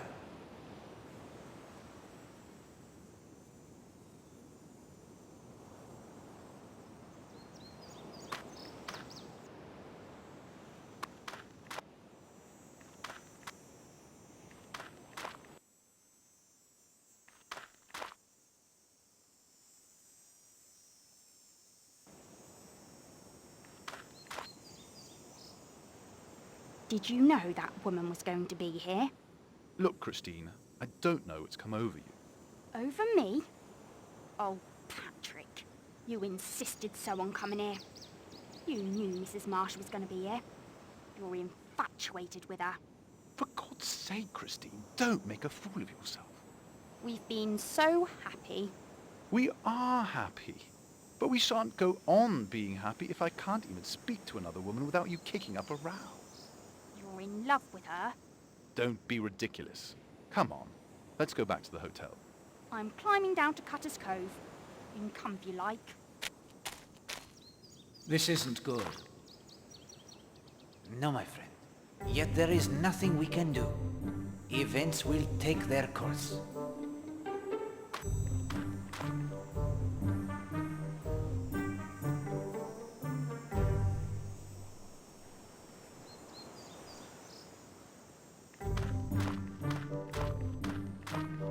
What do you think you're playing at? Poirot, he goes for the afternoon constitutional. Nothing more. Poirot, you say? The detective? The very same? I'm Patrick Redfern. My wife, Christine, and I. You down here on a case? No. Merely the holiday. Oh, you are on holiday as well? That's right. I'm an estate agent. Always hard on the housing market. So we took a few days off. War is hard on many things. That's true enough. How do you like Seadrift Island? I think it's grand, actually. The weather has been cooperating and the swimming is first rate. I used to spend most of my time as a boy exploring this coast long before there was a hotel here. I observed earlier, you enjoy their friendship with Elena Marshall. Oh, she's just an acquaintance Christine and I made up in London. Quite the coincidence, all of you turning up here. Yes, rather. What was it like here when you were a boy? Just the Smuggler's End pub, all shut up, here on the island. And Cutter's Cave, of course. Cutter's Cave? It's behind some rocks down in Cutter's Cove there. You haven't explored it? No. The ladder? It is safe? The metal one sounds enough. You can also row around from the baby beach if you like. And Mrs. Redfern, does she share your enthusiasm? Yes, she's enjoying her sketching immensely. She's quite good at it too. If you'll excuse me, Mr. Poirot, I'm going to wait on the deck for my wife.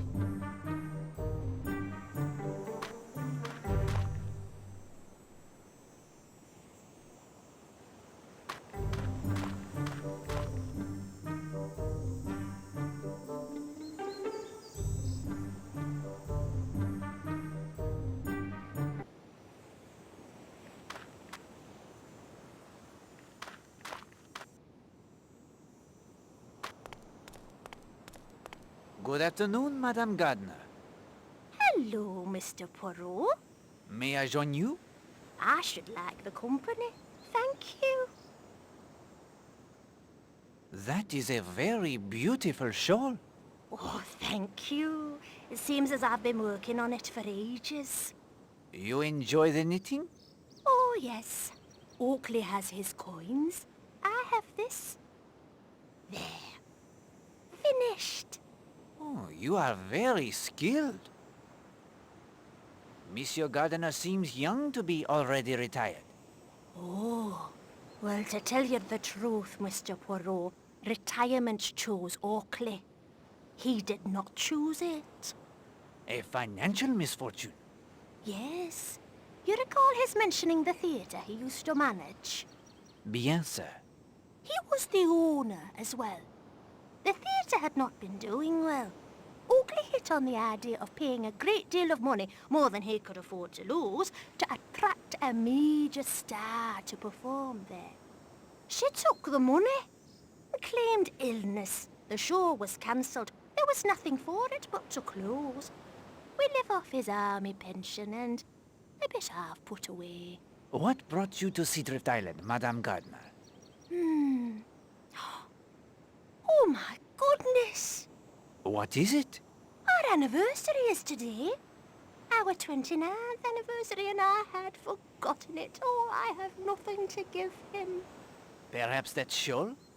I have often found them of great value, fending off the cold of a winter evening. Oakley wouldn't be caught dead in a shawl. And I have no time to knitting anything else. I see. Oh, Mr. Poirot, I know he'd give me my present at dinner. What shall I do? Allow Poirot to assist you. I will find a suitable gift. If you could do that, this shawl is yours. I'd better get back to the hotel. I want to be ready for dinner. Poirot, there is too much going on to bother ourselves with this. Au contraire, my friend. It does not hurt to help others in need. And that is a shawl I would prize.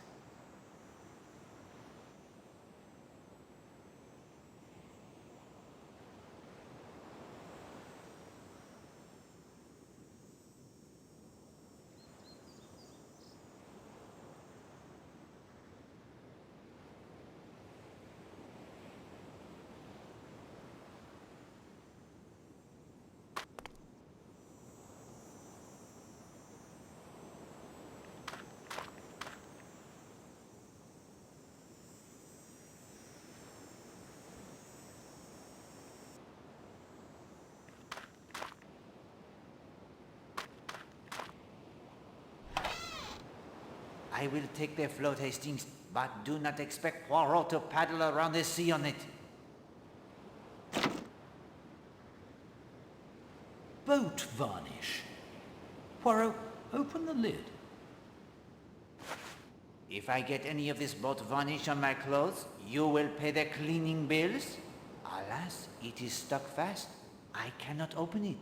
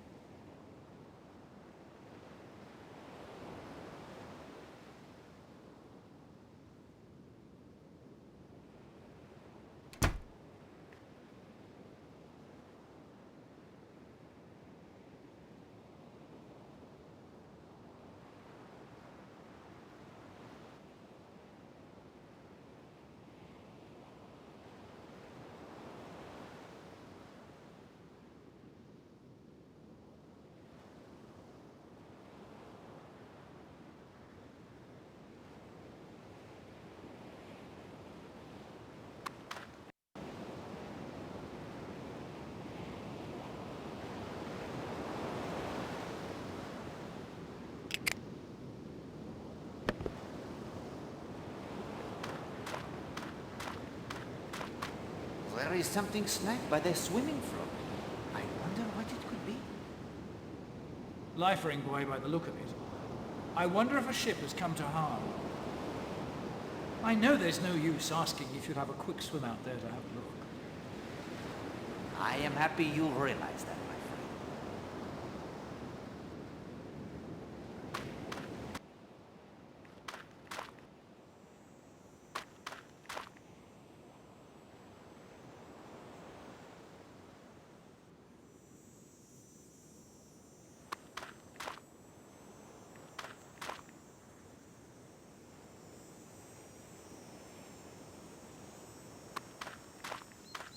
Monsieur Redfern, Poirot is not a swimmer like you. I noticed something caught on the swimming float. It may cause an injury to someone. Would you retrieve it? I'd be happy to help you, but the strap on my swimming goggles is broken. As much as I like swimming, I can't go into the salt water without my goggles. Perhaps I can repair them for you. There you go. I'll be here most of the afternoon, I expect, if you manage to fix them.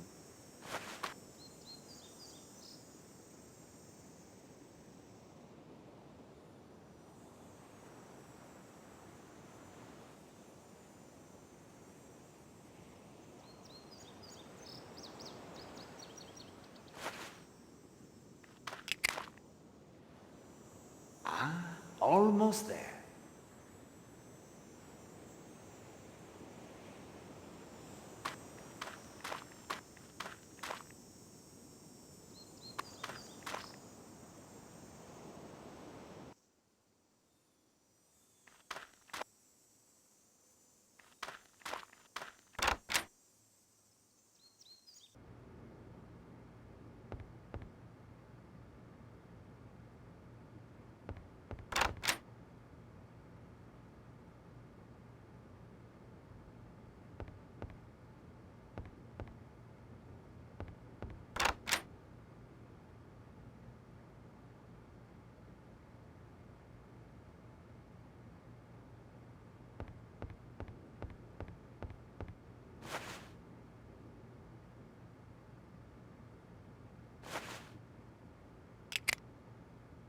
But yes, your ingenuity is remarkable.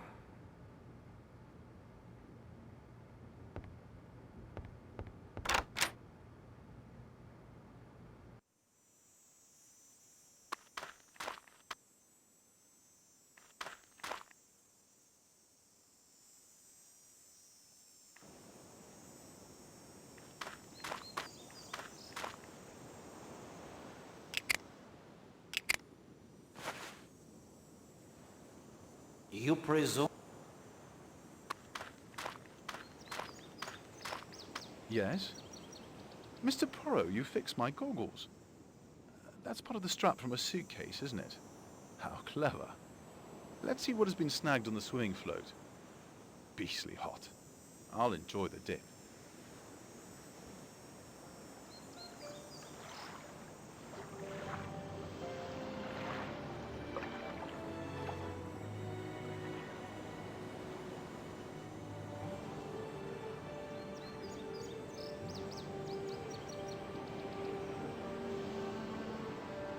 Redfern's fixed his goggles, has he? Yes.